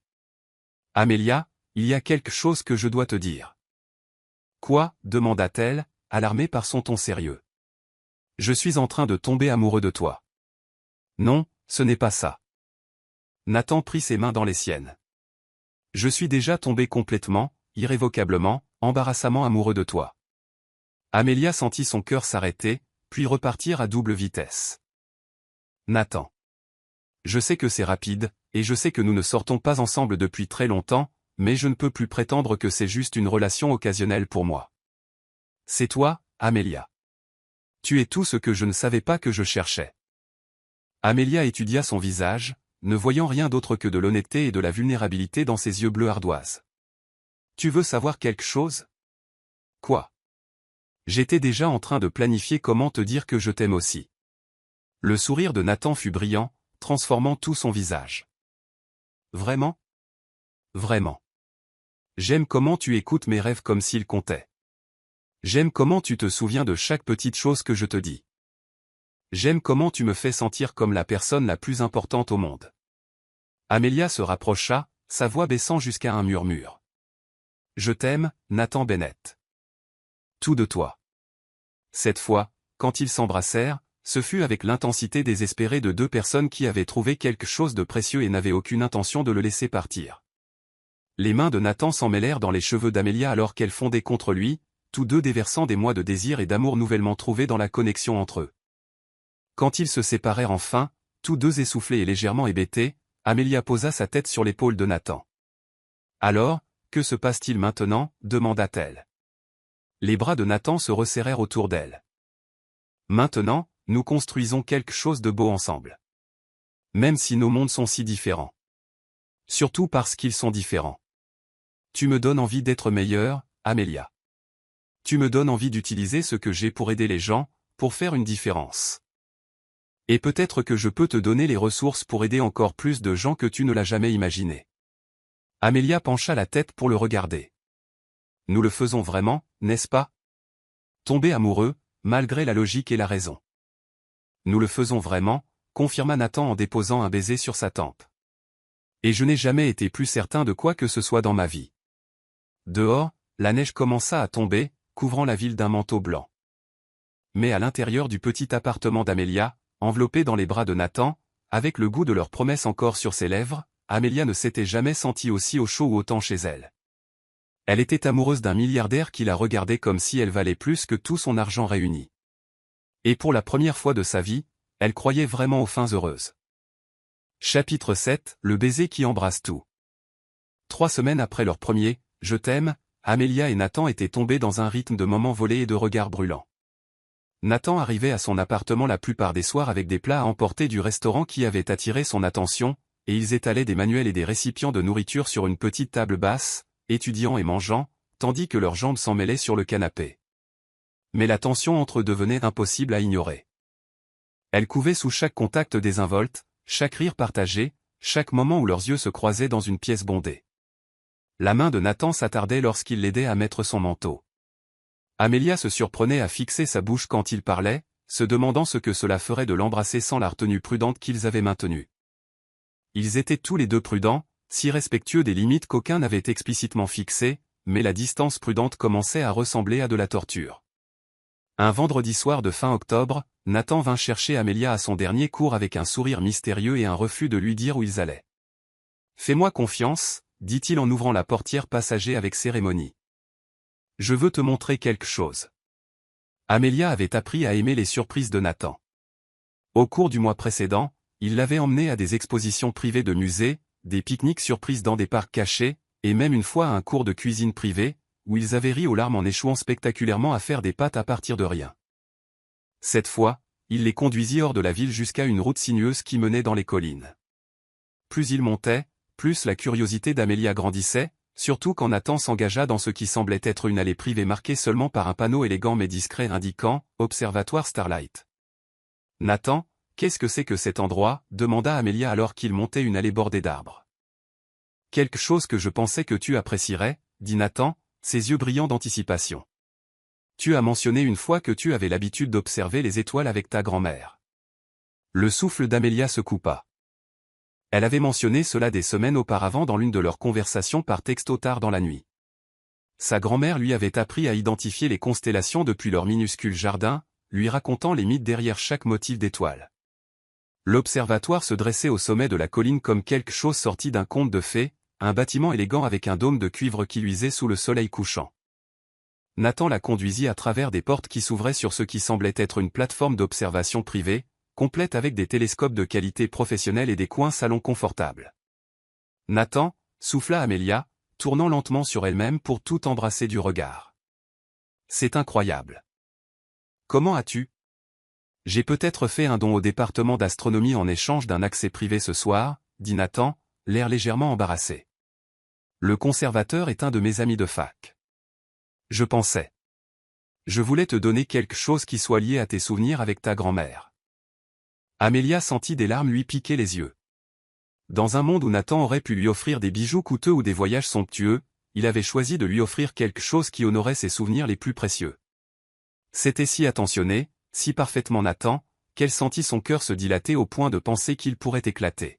« Tu es incroyable » murmura-t-elle en attrapant sa main. Les doigts de Nathan s'entrelacèrent avec les siens, et Amelia sentit cette étincelle familière d'électricité qui se produisait chaque fois qu'ils se touchaient. « Attends de voir les étoiles d'ici. Les lumières de la ville ne peuvent pas nous atteindre ici. » Comme sur un signal, le soleil plongea sous l'horizon, peignant le ciel de nuances de violet et d'or. Nathan conduisit Amelia vers un confortable canapé biplace parfaitement positionné pour l'observation du ciel, et alors que l'obscurité s'épaississait, les étoiles commencèrent à apparaître comme des diamants éparpillés sur du velours noir. Oh, halta Amelia alors que toute la majesté du ciel nocturne se révélait. Loin de la lueur de la ville, les étoiles étaient brillantes et nombreuses, s'étendant à l'infini au-dessus d'eux. Nathan, c'est parfait. Ils s'assirent tout près l'un de l'autre, la tête d'Amelia sur l'épaule de Nathan alors qu'il lui montrait les constellations, et elle partageait les histoires que sa grand-mère lui avait racontées. Le conservateur de l'observatoire leur avait laissé une bouteille de vin et une musique douce jouant depuis des haut-parleurs cachés, créant une atmosphère si romantique qu'Amelia avait l'impression de vivre dans un rêve. Là, dit Amelia en désignant un amas d'étoiles. C'est Andromède. Ma grand-mère disait que c'était la plus belle princesse de tous les cieux, mais qu'elle était aussi assez courageuse pour affronter les monstres. Comme quelqu'un d'autre que je connais, murmura Nathan contre ses cheveux. Amelia se tourna pour le regarder, frappée par l'intensité de sa voix. Nathan. Tu es comme elle, dit Nathan, sa main se levant pour caresser le visage d'Amelia. Belle, au-delà de toute croyance, mais assez courageuse pour affronter n'importe quoi. La faculté de médecine? Les difficultés financières? Moi. Tu n'es pas un monstre à affronter, protesta Amelia, bien que son souffle se bloque à la façon tendre dont il la regardait. Parfois, j'ai l'impression d'en être un. Quelqu'un d'un monde différent qui n'a pas le droit de tomber amoureux de quelqu'un d'aussi pur et bon que toi. Nathan Bennett, dit fermement Amelia en se tournant pour lui faire face. Tu n'es pas un monstre. Tu es gentil, généreux et attentionné. Tu me fais me sentir chérie chaque jour. Amelia, la voix de Nathan était rauque d'émotion. J'ai besoin que tu saches quelque chose. Quoi? Je n'ai jamais aimé personne comme je t'aime. Je ne savais même pas que j'étais capable de ressentir autant. Tu as bouleversé tout mon monde, et je n'ai jamais été plus heureux de quoi que ce soit dans ma vie. Le cœur d'Amelia battait à tout rompre alors qu'elle plongeait son regard dans ses yeux bleus ardoise, voyant ses propres sentiments s'y refléter. Je t'aime aussi. Tellement que ça me fait peur parfois. Qu'est-ce qui te fait peur? À quel point j'ai besoin de toi, admit Amelia. À quel point tu es devenue une partie de qui je suis. J'étais si indépendante avant, si concentrée sur mes objectifs que rien d'autre ne comptait. Mais maintenant. Maintenant je ne peux pas imaginer ma vie sans toi. Le pouce de Nathan traça le long de sa pommette, et Amelia se pencha dans son contact comme une fleur se tournant vers le soleil. Tu n'as pas à l'imaginer. Je ne vais nulle part, Amelia. Jamais. Promets-le-moi, murmura Amelia, ses mains agrippant sa chemise. Promets-moi que c'est réel. C'est la chose la plus réelle que j'ai jamais ressentie, dit Nathan, sa voix intense et certaine. Tu es la chose la plus réelle que j'ai jamais ressentie. L'espace entre semblait crépiter d'électricité. Amelia était aiguement consciente de tout, la chaleur de la main de Nathan sur son visage, la façon dont ses yeux s'étaient assombris, la façon dont son propre pouce emballait d'anticipation. Amelia, dit Nathan, sa voix baissant jusqu'à devenir presque désespérée. Je veux t'embrasser. Vraiment t'embrasser. Pas les baisers prudents et doux que nous avons partagés. Je veux t'embrasser comme si tu m'appartenais. Je t'appartiens, souffla Amelia. Et ce fut toute l'invitation dont Nathan avait besoin. Sa bouche s'écrasa sur la sienne avec des semaines de passion refoulée, et Amelia fondit en lui avec un léger gémissement qui fit sauter complètement les contrôles de Nathan. Ce n'était pas le baiser tendre et exploratoire qu'ils avaient partagé sur le campus de l'université. C'était désespéré, dévorant, plein de mois de désir et d'amour nouvellement déclarés. Les mains d'Amelia s'emmêlèrent dans les cheveux de Nathan alors qu'il approfondissait le baiser, sa langue balayant la sienne d'une manière qui fit s'éveiller tout son corps. Elle avait été embrassée avant, mais jamais comme ça. Jamais avec une telle intensité, une telle possession complète, une telle passion écrasante qu'elle en oubliait où elle finissait. Et où il commençait.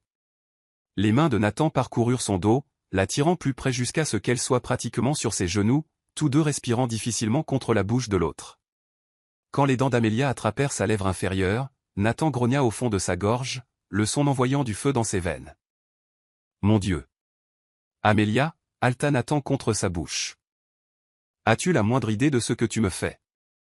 Dis-le-moi, murmura Amelia, sa propre voix rauque de désir. Tu me rends fou, confessa Nathan en déposant des baisers brûlants le long de sa mâchoire. Je pense à toi constamment. Je pense à te toucher. Te tenir, te faire mienne de toutes les façons possibles. Le souffle d'Amélia se coupa à l'honnêteté brute de sa voix. Nathan.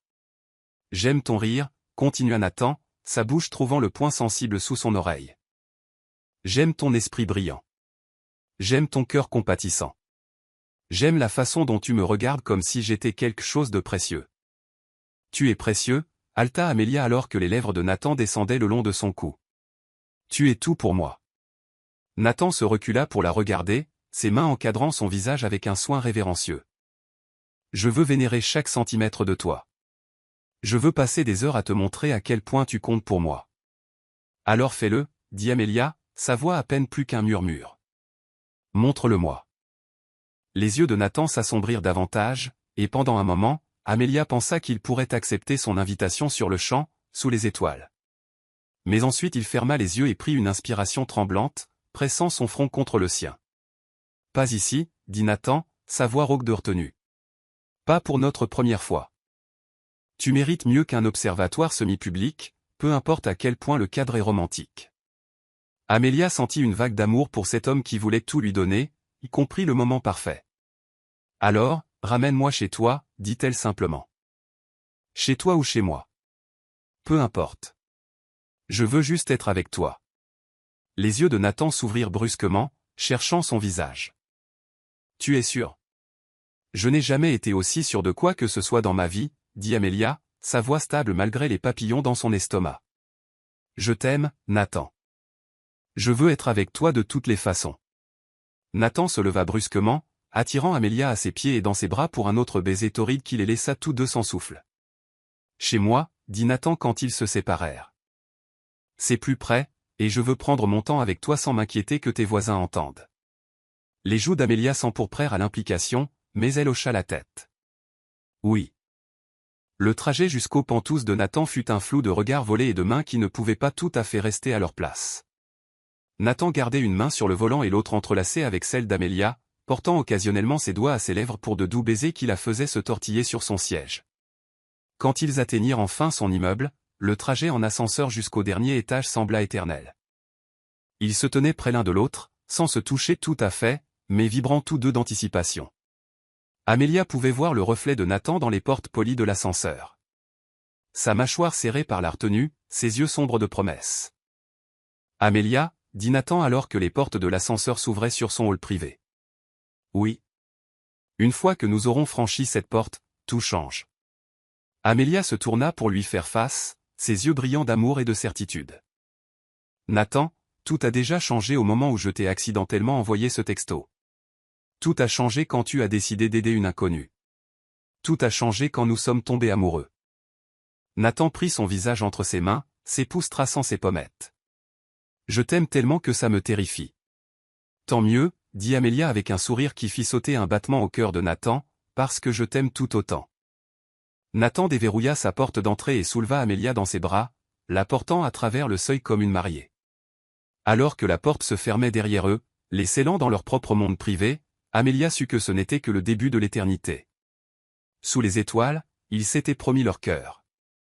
Ce soir, ils se promettraient tout le reste. Chapitre 8, l'amour triomphe de tout. Le matin après avoir fait l'amour pour la première fois, Amélia se réveilla dans les bras de Nathan, se sentant transformée. Chaque terminaison nerveuse vibrait de plaisir remémoré, et quand Nathan bougea à côté d'elle, déposant des baisers endormis sur son épaule, elle pensa qu'elle pourrait mourir de pur bonheur. « Bonjour, ma belle », murmura Nathan contre sa peau, sa voix rauque de sommeil et de contentement. Même, fredonna Amélia en se tournant dans ses bras pour lui faire face. « Est-ce que ce sera toujours comme ça ?»« Comme quoi ?» demanda Nathan, bien que son sourire suggère qu'il savait déjà. « Comme si je flottais. Comme si je ne voulais jamais quitter ce lit. Comme si tu m'avais ruiné pour quiconque d'autre pour le reste de ma vie ?» Le sourire de Nathan devint possessif. « C'est le plan. J'ai l'intention de te ruiner si complètement que tu ne penseras même jamais à quelqu'un d'autre. » Mission accomplie, Amélia rit, puis devint sérieuse en traçant la ligne de sa mâchoire. Nathan. La nuit dernière était parfaite, termina Nathan, attrapant sa main et la pressant à plat contre sa poitrine, sur son cœur. Tu es parfaite. Ils passèrent la matinée au lit, faisant l'amour à nouveau avec l'intensité paresseuse de deux personnes qui avaient enfin tout le temps du monde. Nathan vénérait chaque centimètre de la peau mate et chaude d'Amelia, lui répétant sans cesse à quel point elle était belle, à quel point il l'aimait, comment elle était tout ce dont il n'avait jamais su qu'il avait besoin. Mais leur bulle parfaite fut brisée 3 jours plus tard lorsque le téléphone d'Amelia sonna pendant l'une des réunions du conseil d'administration de Nathan. Amelia Carter? La voix était vive, professionnelle et complètement inconnue. Oui, c'est Amelia. Ici Lorraine est du Seattle Tribune. J'espérais obtenir un commentaire de votre part sur votre relation avec Nathan Bennett. Le sang d'Amelia se glaça. Pardon? Quoi? Nous publions un article sur la nouvelle petite amie de Monsieur Bennett. Nos sources indiquent qu'il paie vos frais de scolarité et vos dépenses. Pouvez-vous confirmer si vous avez une relation amoureuse avec lui en échange d'un soutien financier? Les mots frappèrent Amelia comme des coups physiques. Ce n'est absolument pas ça. Donc, vous niez que Monsieur Bennett vous ait donné de l'argent? Amelia ferma les yeux, son cœur s'emballant. Je n'ai aucun commentaire à faire. Mademoiselle Carter, nous allons publier cet article avec ou sans votre contribution. Il vaudrait mieux pour tout le monde que vous disiez simplement la vérité sur la nature de votre arrangement avec Monsieur Bennett. Amelia raccrocha sans un mot de plus, ses mains tremblant alors qu'elle appelait immédiatement Nathan. Il pense que je suis une sorte d'escorte, dit Amelia sans préambule quand Nathan répondit.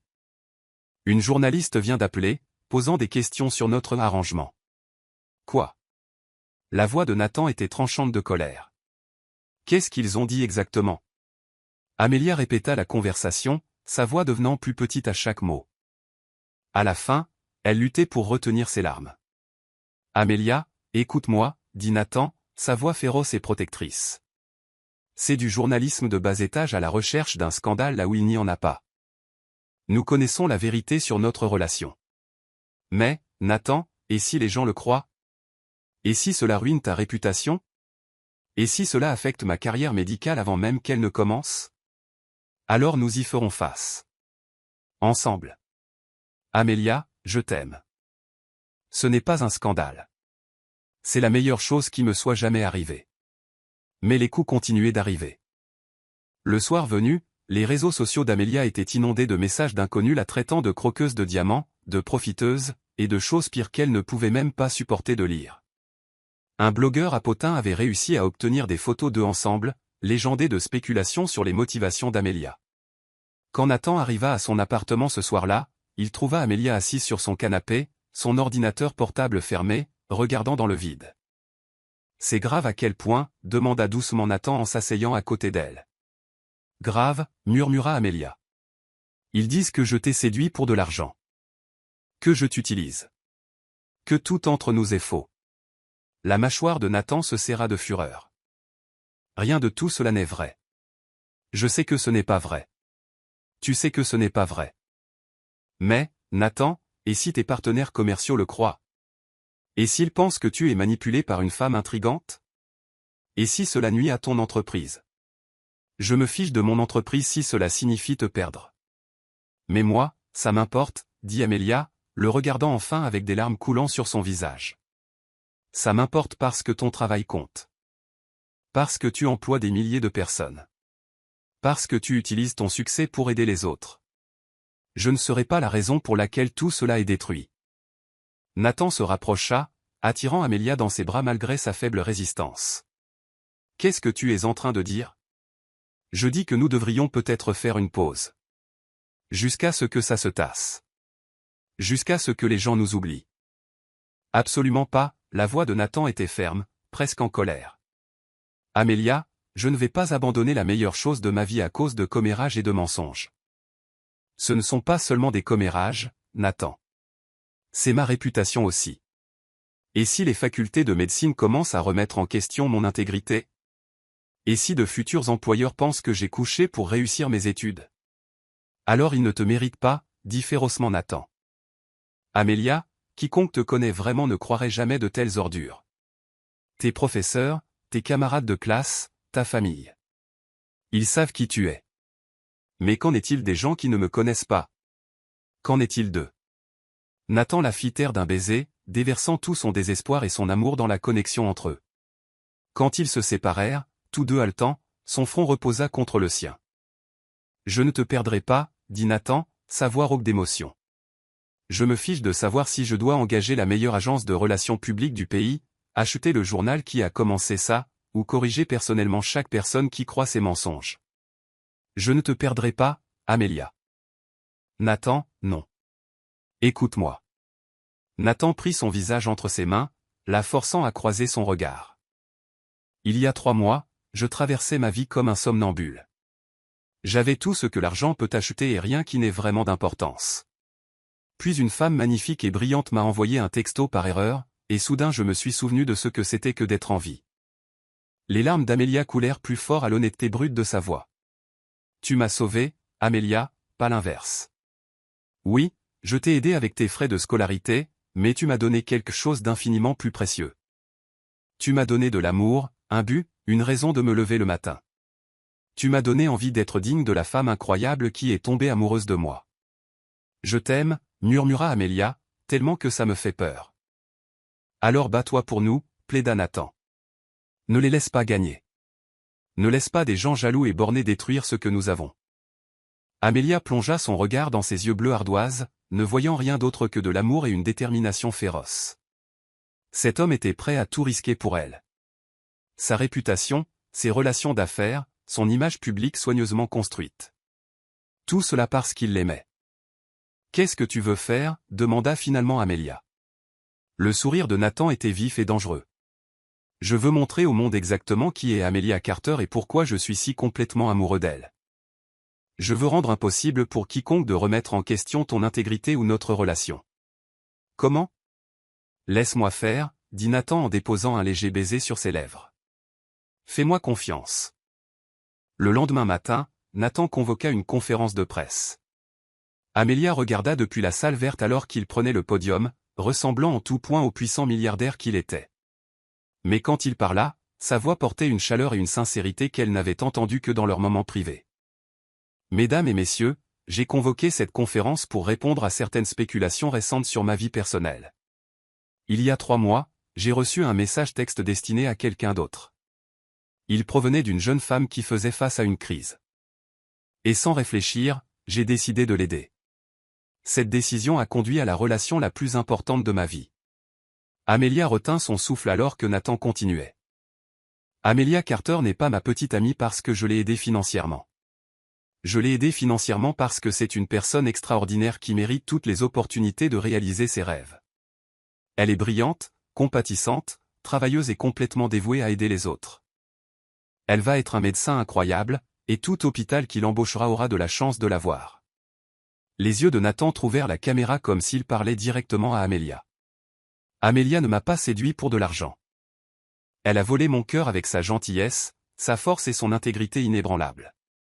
Elle ne m'a jamais rien demandé, sauf la chance de rembourser chaque centime que je lui ai donné. C'est la personne la plus honorable que j'ai jamais rencontrée, et je suis fier de l'aimer. Amelia pleurait ouvertement au moment où Nathan terminait, et quand il entra dans la salle verte par la suite, elle se jeta dans ses bras. C'était soit très romantique, soit très stupide, dit Amelia contre son cou. Probablement les deux, admit Nathan en la serrant fort point mais je pensais chaque mot. Je t'aime, dit Amelia en se reculant pour le regarder. J'aime comment tu me protèges, comment tu te bats pour nous, comment tu n'as pas peur de dire au monde ce que tu ressens. Alors tu resteras. Tu te battras pour nous, toi aussi. La réponse d'Amelia fut un baiser qui ne laissa aucun doute sur ses sentiments. Quand ils se séparèrent, tous deux respirant difficilement, elle sourit contre ses lèvres. Essaie de te débarrasser de moi maintenant, Bennett. Cette nuit-là, ils firent l'amour avec une intensité désespérée, déversant tous deux leur peur, leur soulagement et leur amour dévorant dans chaque caresse. Nathan vénérait le corps d'Amelia comme si elle était sacrée, lui répétant encore et encore à quel point elle comptait pour lui, qu'il ne laisserait plus jamais personne lui faire du mal. « Tu es à moi », gronda Nathan contre sa gorge tandis qu'Amelia se cambrait sous lui. « À moi pour t'aimer, à moi pour te protéger, à moi pour te chérir pour le reste de nos vies. »« À toi », acquiesça Amelia, à bout de souffle. « Toujours à toi. » Alors qu'il gisait enlacé ensuite, épuisé et béatement satisfait, Amelia traçait des motifs paresseux sur le torse de Nathan. « Que se passe-t-il maintenant » demanda-t-elle.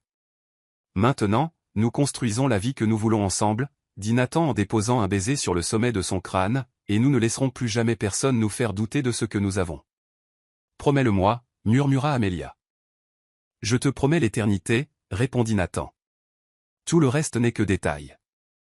Dehors, le monde continuait de tourner avec ses ragots et ses spéculations, mais à l'intérieur de leur amour, Amelia et Nathan avaient trouvé quelque chose d'incassable, un lien qui pouvait résister à n'importe quelle tempête, surmonter n'importe quel obstacle et en ressortir plus fort qu'avant.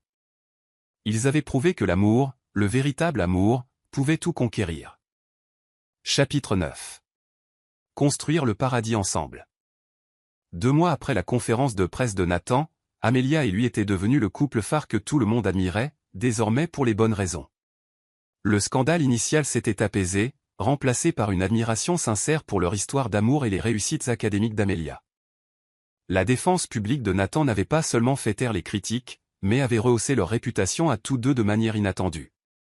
Amelia se plongea dans sa dernière année de médecine avec une vigueur renouvelée, et Nathan découvrit que regarder la femme qu'il aimait exceller était plus addictif que n'importe quelle affaire commerciale. Il assistait à ses présentations dès que possible, assis au fond des amphithéâtres avec la fierté d'un homme regardant sa reine conquérir le monde. Tu sais, tu n'es pas obligé de venir à chacune de mes présentations de cas, dit Amelia un soir alors qu'ils marchaient main dans la main sur le campus universitaire. Je suis sûr que tu as des choses plus importantes à faire que de m'écouter discuter de pathologie cardiaque.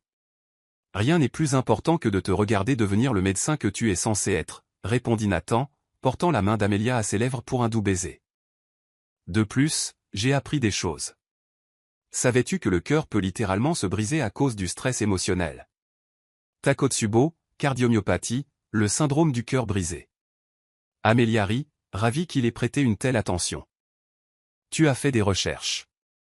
J'essaie de rester à la hauteur de ma brillante petite amie, dit Nathan avec un sourire en coin. Bien que je doive admettre que ton explication de la respiration cellulaire m'a dépassé.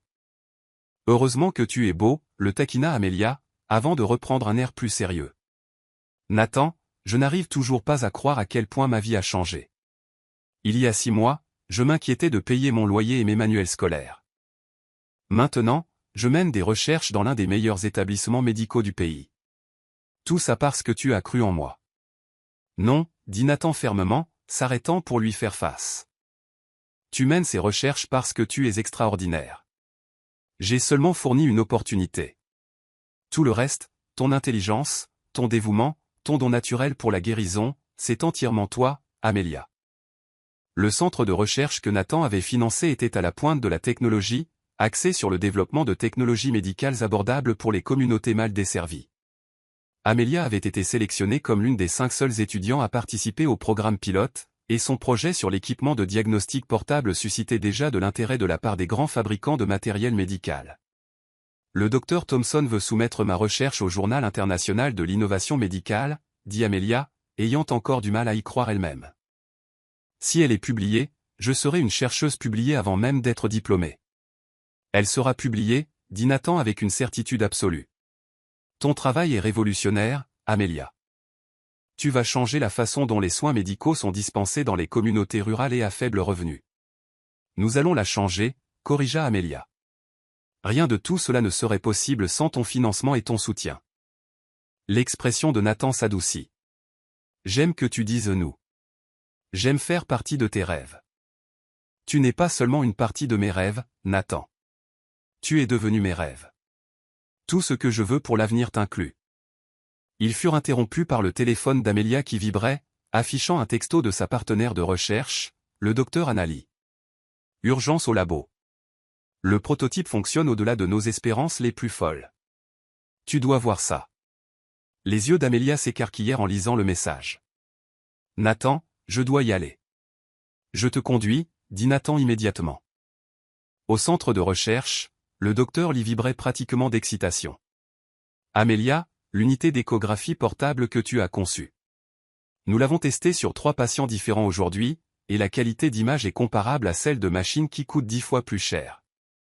Amelia dévisagea l'appareil qu'elle avait passé des mois à perfectionner. Il n'était pas plus grand qu'une tablette, mais il pouvait fournir une imagerie diagnostique de haute qualité dans des endroits où l'équipement traditionnel était impossible à transporter ou trop coûteux. Cela va sauver des vies, continua le docteur Lee. Nous parlons d'apporter des capacités de diagnostic avancées à des villages reculés, des zones sinistrées, des pays en développement. Nathan regarda le visage d'Amélia s'illuminer à la réalisation de ce qu'elle avait accompli, et il sentit son cœur se gonfler de fierté et d'amour. Cette femme incroyable n'avait pas seulement trouvé un moyen de réaliser ses rêves. Elle avait trouvé un moyen de changer le monde.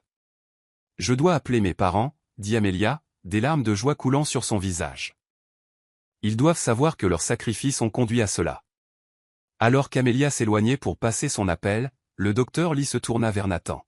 « Monsieur Bennett, j'espère que vous savez quelle femme extraordinaire vous avez. » La combinaison de compétences techniques, de compassion et de pensée innovante d'Amélia est remarquable. En 30 ans de recherche, j'ai rarement vu quelque chose de pareil. Je sais exactement à quel point elle est extraordinaire, répondit Nathan, la voix étranglée par l'émotion. Elle me le rappelle chaque jour. Plus tard ce soir-là, Nathan et Amélia fêtèrent cela dans leur restaurant préféré, le même petit restaurant italien où ils avaient eu leur premier rendez-vous officiel. Mais cette fois, Nathan s'était arrangé pour qu'ils aient tout le restaurant pour eux seuls, avec un quatuor à cordes et les fleurs préférées d'Amélia ornant chaque table. « C'est incroyable, » dit Amélia, regardant la décoration romantique. « Nathan, tu n'avais pas besoin de faire tout ça. »« Je le voulais, » dit Nathan, prenant ses mains par-dessus la table. « Je voulais que ce soir soit parfait parce que j'ai quelque chose d'important à te demander. » Le cœur d'Amélia commença à s'emballer. « Quelque chose d'important ?» Nathan se leva, et Amélia retint son souffle alors qu'il s'agenouillait à côté de sa chaise. « Amélia Carter, il y a 6 mois, tu as accidentellement changé toute ma vie avec un simple texto. Tu as fait de moi un homme meilleur, un homme plus heureux.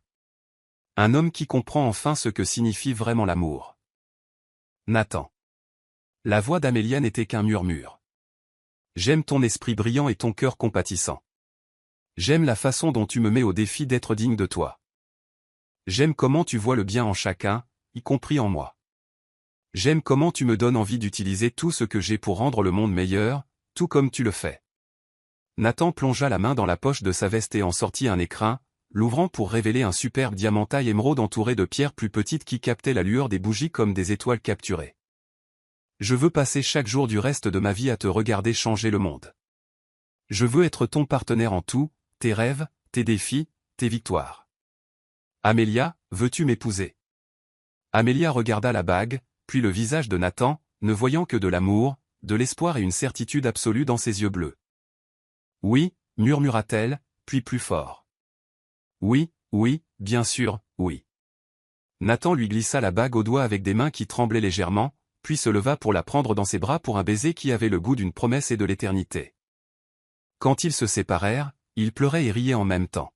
« Je t'aime tellement, » dit Amélia contre ses lèvres. « J'ai hâte d'être ta femme. »« Madame Amélia Bennett, » dit Nathan, testant la sonorité. « C'est parfait. »« Une seule condition, » dit Amélia avec un sourire malicieux. « Tout ce que tu veux. Quand nous nous marierons, je veux une lune de miel à cet observatoire où nous nous sommes embrassés pour la première fois sous les étoiles. » Marché conclu. Nathan rit. « Bien que je doive te prévenir, je prévois de t'y garder pendant au moins 1 mois. »« Seulement 1 mois ?» le taquina Amélia. « J'espérais plus longtemps. » Ils passèrent le reste de la soirée à planifier leur avenir. Un mariage au printemps, une lune de miel qui combinerait l'observation des étoiles avec des visites d'établissements médicaux dans des pays en développement où les recherches d'Amélia pourraient avoir le plus grand impact. Une vie passée à construire quelque chose de beau ensemble. « J'ai une dernière surprise, » dit Nathan alors qu'il se préparait à quitter le restaurant.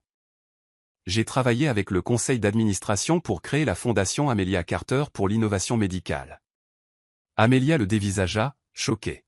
« Nathan, tu ne peux pas donner mon nom à une fondation. »« Je le peux, et je l'ai fait. Elle financera la recherche et le développement de technologies médicales abordables pour les populations mal desservies. Tout ce qui te passionne, tout ce que tu veux accomplir, nous allons avoir les ressources pour le réaliser à l'échelle mondiale. Nous allons changer le monde ensemble, dit Amélia, émerveillée. Nous le faisons déjà, répondit Nathan, la faisant tournoyer au milieu du restaurant vide. Chaque jour avec toi change mon monde pour le meilleur. Alors qu'ils rentraient chez eux à travers les lumières de la ville, la bague de fiançailles d'Amélia captant la lumière des lampadaires et la main de Nathan chaude dans la sienne, Amélia s'émerveilla de la façon dont sa vie avait radicalement changé. 1 an plus tôt, elle était une étudiante en difficulté avec de grands rêves et des options limitées. Maintenant, elle était une femme fiancée avec un projet de recherche publié, une fondation à son nom, et un fiancé qu'il aimait avec le genre d'intensité dont parlent les poètes. « À quoi tu penses » dit Nathan, jetant un coup d'œil vers elle alors qu'il s'arrêtait à un feu rouge. « Je pense juste à quel point tout cela est parfait, » dit Amélia. « À quel point nous sommes parfaits ensemble. Point même si je suis incroyablement riche et que tu t'inquiétais du prix du ticket de bus. Surtout à cause de ça, dit Amélia sérieusement. Tu aurais pu choisir n'importe quelle femme au monde, quelqu'un de ton cercle social qui comprenait ton style de vie. Au lieu de ça, tu m'as choisi, moi. Quelqu'un qui te défie, qui vient d'un monde complètement différent, qui te fait travailler pour l'amour au lieu de simplement s'y attendre. Et tu aurais pu choisir n'importe lequel de ces brillants étudiants en médecine qui te vénèrent, contra Nathan. Au lieu de ça, tu as choisi le milliardaire émotionnellement indisponible avec des problèmes de confiance. Ancien problème de confiance, corrigea Amélia, et tu n'es pas émotionnellement indisponible. Tu es la personne la plus émotionnellement présente que j'ai jamais connue. Seulement avec toi, dit Nathan doucement. Tu es la seule personne qui m'ait jamais fait me sentir suffisamment en sécurité pour être complètement moi-même. C'est comme ça que je sais que c'est pour toujours, dit Amélia, tendant la main pour toucher son visage. Parce que quand je suis avec toi, je suis la version la plus vraie de moi-même que j'ai jamais été. Cette nuit-là, ils firent l'amour avec la passion désespérée de 2 personnes qui avaient trouvé quelque chose de précieux et n'avaient aucune intention de le laisser partir. Nathan vénérait chaque centimètre du corps d'Amélia en lui murmurant des promesses sur leur avenir, et Amélia lui montrait par chaque contact à quel point elle lui appartenait entièrement. « Ma fiancée » murmura Nathan contre sa gorge alors qu'il gisait enlacé ensuite. « Mon futur mari » répondit Amélia, sa voix pleine d'émerveillement et de contentement. « Es-tu prête pour l'éternité avec moi » demanda Nathan. Amélia plongea son regard dans le sien, voyant tout leur avenir s'y refléter. Conférence médicale et gala de charité, matin tranquille et nuit passionnée. Des enfants qui grandiraient en sachant qu'ils étaient profondément aimés, un partenariat qui s'étendrait sur des décennies et changerait d'innombrables vies. « Je suis prête depuis le moment où je t'ai accidentellement envoyé ce texto, » dit Amélia. « Je ne le savais juste pas encore. » La meilleure erreur que nous ayons jamais faite, dit Nathan en la serrant plus fort. Pas une erreur, corrigea Amélia d'une voix endormie. Le destin. Alors qu'ils s'endormaient dans les bras l'un de l'autre, entourés par la lumière des étoiles et enveloppés dans le genre d'amour que les gens passent des vies à chercher, Amélia et Nathan savaient tous deux qu'ils avaient trouvé quelque chose d'extraordinaire. Le genre d'amour qui transforme tout ce qu'ils touchent, le genre de partenariat qui rend les 2 personnes meilleures qu'elles n'auraient jamais imaginé pouvoir l'être. Demain apporterait de nouveaux défis, de nouvelles opportunités, de nouvelles aventures. Mais ce soir, ils savaient l'un l'autre. Et c'était tout. Chapitre 10. L'éternité commence. L'auditorium bourdonnait d'excitation alors que des centaines de diplômés en médecine défilaient sur scène dans leurs toges et leurs coiffes. Amélia se tenait avec sa promotion, le pouls battant de fierté, d'accomplissement et d'une immense gratitude. Après des années de lutte, de sacrifices et de détermination implacable, elle était enfin là, sur le point de devenir le docteur Amelia Carter. Depuis le premier rang, Nathan regardait, les larmes aux yeux, la femme qu'il aimait plus que la vie elle-même se préparer à recevoir son diplôme de médecine. À côté de lui se trouvaient les parents d'Amelia, Grace et William, tous deux pleurant ouvertement de fierté. Zoé, maintenant une jeune femme sophistiquée de 18 ans avec une bourse complète pour une école de cinéma, filmait tout en essuyant ses larmes. « C'est ma fille » murmura William, la voix étranglée par l'émotion. « C'est ma petite fille qui devient médecin. » Nathan tendit la main et serra l'épaule du vieil homme. Au cours de l'année écoulée, la famille d'Amelia était devenue la sienne, l'accueillant avec le même amour inconditionnel qu'il témoignait à Amelia. William avait cessé d'être intimidé par la richesse de Nathan des mois auparavant, et Grace le traitait comme le fils qu'elle n'avait jamais eu. « Elle est incroyable » dit Nathan, sa propre voix rauque. « Vous pouvez être si fiers. »« Nous le sommes » dit Grace, tendant la main pour tapoter celle de Nathan, « et nous sommes reconnaissants chaque jour qu'elle t'ait trouvé. Tu as donné des ailes à notre fille pour qu'elle puisse voler. » Lorsque le nom d'Amelia fut appelé, l'auditorium tout entier sembla retenir son souffle. Elle traversa la scène avec grâce et confiance, sa peau mate et chaude brillant sous les lumières, son sourire suffisamment radieux pour alimenter tout le bâtiment. Alors que le doyen plaçait l'épitoche sur ses épaules et lui tendait le diplôme qui représentait des années de rêve et de travail acharné, Amelia regarda directement Nathan. Leurs regards se croisèrent à travers l'auditorium bondé, et à cet instant, plus rien d'autre n'existait. Nathan articula « Je t'aime », et le sourire d'Amelia devint encore plus éclatant tandis qu'elle lui répondait de la même manière. Les applaudissements furent assourdissants, mais tout ce qu'Amelia pouvait entendre était le son de son propre cœur, chantant de joie. « Mesdames et messieurs », annonça le doyen, « je vous présente le docteur Amelia Carter, diplômée summa cum laude avec une spécialisation en médecine d'urgence et une orientation vers les initiatives de santé mondiale. » Nathan fut immédiatement debout, applaudissant avec la ferveur d'un homme regardant sa déesse recevoir sa couronne. Autour de lui, la famille d'Amelia applaudissait assez fort pour être entendue 3 rangs plus loin, et Nathan n'aurait pas pu être plus fier de faire partie de cet incroyable moment. Après la cérémonie, Nathan trouva Amelia entourée de camarades de classe et de professeurs, tous la félicitant pour ses réalisations. Mais quand elle le vit s'approcher, elle se détacha de la foule et courut droit dans ses bras. « Docteur Carter », dit Nathan, la faisant tournoyer alors qu'elle riait de pure joie. « Mon Dieu, ça sonne parfaitement bien. »« C'est parfait », dit Amelia contre son oreille. « Tout est parfait. »« Qu'est-ce que ça fait d'avoir conquis le monde ?» demanda Nathan, la reposant mais la gardant près de lui. « J'ai l'impression d'être prête à conquérir le suivant », répondit Amelia avec un sourire. « Le docteur Thompson veut que je présente ma recherche à la conférence internationale sur l'innovation médicale à Genève le mois prochain. »« Alors nous irons à Genève, » dit Nathan sans hésitation. « Le jet sera prêt quand tu en auras besoin. »« Notre jet », corrigea Amelia, sa bague de fiançailles captant la lumière de l'après-midi. « N'oublie pas, ce qui est à toi est à moi maintenant. »« Tout ce que j'ai est à toi, » dit Nathan sérieusement. « Ça l'a toujours été, depuis le moment où tu m'as envoyé ce texto par erreur. » Leurs familles les rejoignirent alors, et leur suivante fut un tourbillon de photographies, de félicitations et de plans pour le dîner de célébration que Nathan avait organisé dans le restaurant le plus exclusif de la ville. Mais à travers tout cela, Amelia avait l'impression de flotter, portée par l'amour et le soutien écrasant des personnes qui comptaient le plus pour elle. « Un discours. Un discours. » lança Zoé pendant le dîner, faisant teinter son verre avec sa fourchette jusqu'à ce que toute la salle à manger privée se taise. Amelia se leva, sa main trouvant automatiquement celle de Nathan alors qu'elle regardait autour de la table les visages de tous ceux qu'elle aimait. « Il y a un an, je pensais que mes rêves étaient en train de mourir, » commença-t-elle, sa voix claire et forte. « Je pensais que j'avais tout perdu parce que j'avais fait une erreur. Mais cette erreur m'a conduite à l'amour de ma vie. » Elle baissa les yeux vers Nathan, dont les yeux brillaient de larmes non versées. « Nathan, tu n'as pas seulement sauvé mes rêves, tu les as rendus plus grands, plus audacieux, plus beaux que je n'aurais jamais pu l'imaginer. Tu m'as appris que l'amour ne consiste pas seulement à trouver quelqu'un qui accepte tes rêves, il s'agit de trouver quelqu'un qui t'aide à rêver plus grand. Et tu m'as appris que le succès ne se mesure pas en dollars ou en contrats, » répondit Nathan, se levant pour l'entourer de ses bras.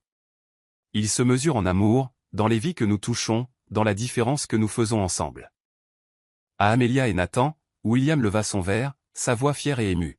« À l'amour qui change tout. » « À l'amour qui change tout », répéta la table, et Amelia sentit que son cœur pourrait éclater de la pure magnitude de son bonheur. Plus tard dans la soirée, Nathan conduisit Amelia à leur endroit spécial, l'observatoire où ils s'étaient embrassés pour la première fois sous les étoiles. Mais cette fois, l'installation entière était décorée de milliers de petites lumières, créant un pays des merveilles de scintillement et de romance. Nathan, souffla Amelia alors qu'il remontait le chemin. « Qu'est-ce que c'est que tout ça ? » « Ça, » dit Nathan, s'arrêtant au même endroit où il l'avait demandé en mariage, « c'est là que nous nous marions demain. » Amelia se tourna vers lui, les yeux écarquillés de choc. « Demain ? Mais nous avions prévu le mariage pour le mois prochain. Le lieu, les fleurs, les invités. »« Tout est réglé, » dit Nathan avec un sourire à la fois malicieux et tendre. « Tes parents sont au courant. Zoé est au courant. Tous ceux qui sont importants seront là. Je ne pouvais tout simplement pas attendre un mois de plus pour faire de toi ma femme. Mais... la robe ? Elle est suspendue dans l'observatoire, livrée il y a 1 heure. Grace m'a aidé à la choisir il y a des mois, juste au cas où. » Amelia le regarda avec stupéfaction. « Tu as organisé un mariage secret ? » ?»« J'ai organisé notre mariage parfait, » corrigea Nathan. « Sous les étoiles où nous sommes tombés amoureux, avec seulement nos familles et nos amis les plus proches. Pas de paparazzi, pas de pression sociale, juste nous et les promesses que nous voulons nous faire. Des larmes coulèrent sur le visage d'Amélia alors qu'elle regardait le décor magique que Nathan avait créé. « C'est parfait », murmura-t-elle. « C'est absolument parfait. »« Alors, tu m'épouses demain ?» demanda Nathan, l'air soudain vulnérable, malgré toute sa planification minutieuse. « Je t'épouserai maintenant si tu le voulais », rit Amélia à travers ses larmes. « Je suis prête à être ta femme depuis le jour où tu m'as dit que tu m'aimais. » Le lendemain soir, alors que le soleil se couchait derrière les collines et que les premières étoiles commençaient à apparaître, Amélia descendit une allée de pétales de rose vers l'homme qui avait changé son monde entier. Elle portait une robe de soie ivoire fluide qui lui donnait l'air d'une déesse, et quand Nathan la vit s'approcher, il dut s'agripper à l'autel pour ne pas tomber à genoux. « Tu es à couper le souffle », murmura-t-il lorsqu'elle l'atteignit, prenant ses mains dans sa chaude étreinte.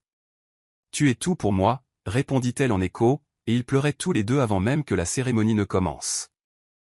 Zoé était la demoiselle d'honneur d'Amélia, tandis que le meilleur ami de Nathan de l'université était son témoin. Les parents d'Amélia étaient assis au premier rang à côté de la mère de Nathan, qui était venue de New York et prévoyait déjà de gâter ses futurs petits-enfants. L'officiant était le docteur Thompson, qui s'était fait ordonner en ligne spécifiquement pour leur mariage. « Nous sommes réunis ici ce soir sous les étoiles pour être témoins de l'union de deux âmes qui se sont trouvées par le plus bel des accidents », commença-t-il. « Amélia et Nathan, votre histoire d'amour nous rappelle à tous que l'univers conspire parfois pour réunir deux personnes destinées à changer la vie de l'autre. » Quand vint le moment des vœux, Nathan commença, sa voix forte malgré les larmes dans ses yeux. « Amélia, quand tu m'as envoyé ce texto par erreur il y a 11 mois, tu pensais demander de l'aide à ton père, mais ce que tu faisais vraiment, c'était répondre à une prière que je ne savais même pas que j'avais faite. Tu m'as sauvé d'une vie sans sens, sans amour, sans espoir. Tu es mon cœur, mon foyer, ma raison d'être. Je promets de t'aimer férocement, de soutenir tes rêves sans relâche, et de me tenir à tes côtés alors que nous changeons le monde ensemble. Tu es mon miracle, et je passerai chaque jour de notre vie à m'assurer que tu saches à quel point tu es précieuse. » Amélia sanglotait ouvertement lorsque Nathan eut terminé, et il lui fallut plusieurs instants pour se ressaisir suffisamment pour prononcer ses propres vœux. « Nathan, tu m'as appris que l'amour ne consiste pas seulement à trouver quelqu'un qui t'accepte tel que tu es, il s'agit de trouver quelqu'un qui t'inspire à devenir tout ce que tu es censé être. Tu ne m'as pas seulement aidé à réaliser mes rêves, tu m'as aidé à découvrir des rêves que je ne savais même pas que j'avais. Tu es mon ancre, mes ailes, ma plus grande aventure. Je promets de t'aimer complètement, de te défier constamment, et de construire une vie avec toi qui honore le cadeau incroyable qui nous a été donné. Tu es le foyer de mon cœur, et je te choisis chaque jour pour le reste de nos vies. » Lorsqu'ils s'embrassèrent en tant que mari et femme, les étoiles semblèrent briller plus fort, comme si l'univers lui-même célébrait leur union. Le petit groupe éclata en acclamations et en applaudissements, mais Amélia et Nathan étaient perdus l'un dans l'autre, scellés ensemble dans une promesse qui durerait pour toujours. La réception fut intime et parfaite, avec des danses sous les étoiles et des toasts qui firent pleurer de joie tout le monde. Mais le moment le plus magique survint lorsque Nathan et Amélia s'éclipsèrent de leur propre fête pour se tenir près du télescope où ils s'étaient embrassés pour la première fois. « Madame Bennett », dit Nathan, la serrant contre lui alors qu'il se balançait sur une musique que seul pouvait entendre. « Docteur. »« Madame Bennett », corrigea Amélia en riant. « Je garde les deux titres. »« Je n'en attendais pas moins, » murmura Nathan, la faisant tourner lentement sous la lumière des étoiles. « Qu'est-ce que ça fait d'être marié à moi? » « C'est comme rentrer à la maison, » dit simplement Amélia. « Comme si chaque lutte, chaque défi, chaque moment de doute en valait la peine, parce que tout m'a conduite à toi. Je t'aime tellement que ça me fait peur parfois, » avoua Nathan, son front contre le sien. « Tant mieux, » dit Amélia avec un sourire qui aurait pu alimenter tout l'observatoire, « parce que je t'aime tout autant, et je compte bien passer les 60 prochaines années à te montrer exactement à quel point. » Ils firent l'amour cette nuit-là dans la suite nuptiale que Nathan avait préparée à l'observatoire, avec des baies vitrées offrant une vue parfaite sur les étoiles.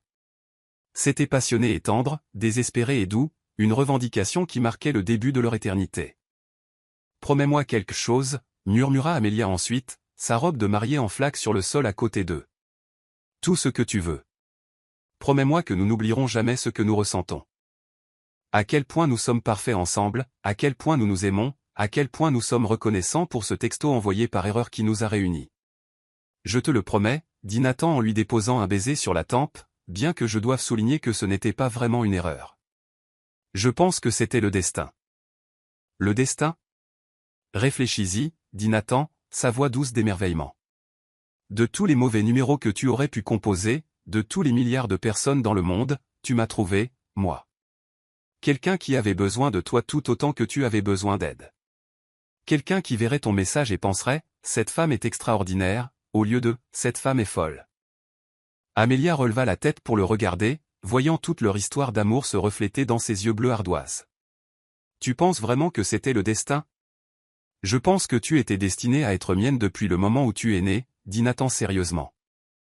Je pense que chaque choix que nous avons fait, chaque chemin que nous avons pris, chaque erreur et chaque triomphe nous a conduits exactement là où nous devions être pour que nous puissions nous trouver. Alors je suppose que je devrais remercier l'univers de m'avoir rendu si nul pour vérifier les numéros de téléphone, rit Amélia. L'univers est à tendance à envoyer des textos en pleurant, acquiesça Nathan avec un sourire. Alors qu'ils s'endormaient dans les bras l'un de l'autre, entourés par la lumière des étoiles et enveloppés dans le genre d'amour que les gens passent des vies à chercher, Amélia et Nathan savaient tous deux qu'ils avaient trouvé quelque chose de vraiment extraordinaire. Leur histoire d'amour avait commencé par un texto désespéré envoyé au mauvais numéro, mais elle se poursuivrait pendant des décennies.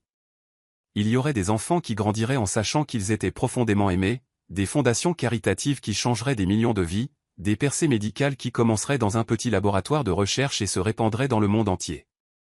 Mais rien de tout cela n'avait autant d'importance que ceci. La façon dont ils s'emboîtaient parfaitement, la façon dont ils se rendaient mutuellement meilleurs, la façon dont leur amour avait transformé deux âmes perdues en quelque chose d'entier, de beau et d'éternel. Amélia avait commencé en tant qu'étudiante désespérée envoyant un texto à son père pour obtenir de l'aide. Elle terminait sa nuit de noces en tant que docteur Amelia Bennett, épouse bien-aimée d'un homme extraordinaire, prête à changer le monde avec la puissance de leur amour combiné. C'était, comme Nathan l'avait promis lors de leur premier vrai rendez-vous, la meilleure des ennuis possibles, celle qui durait pour toujours.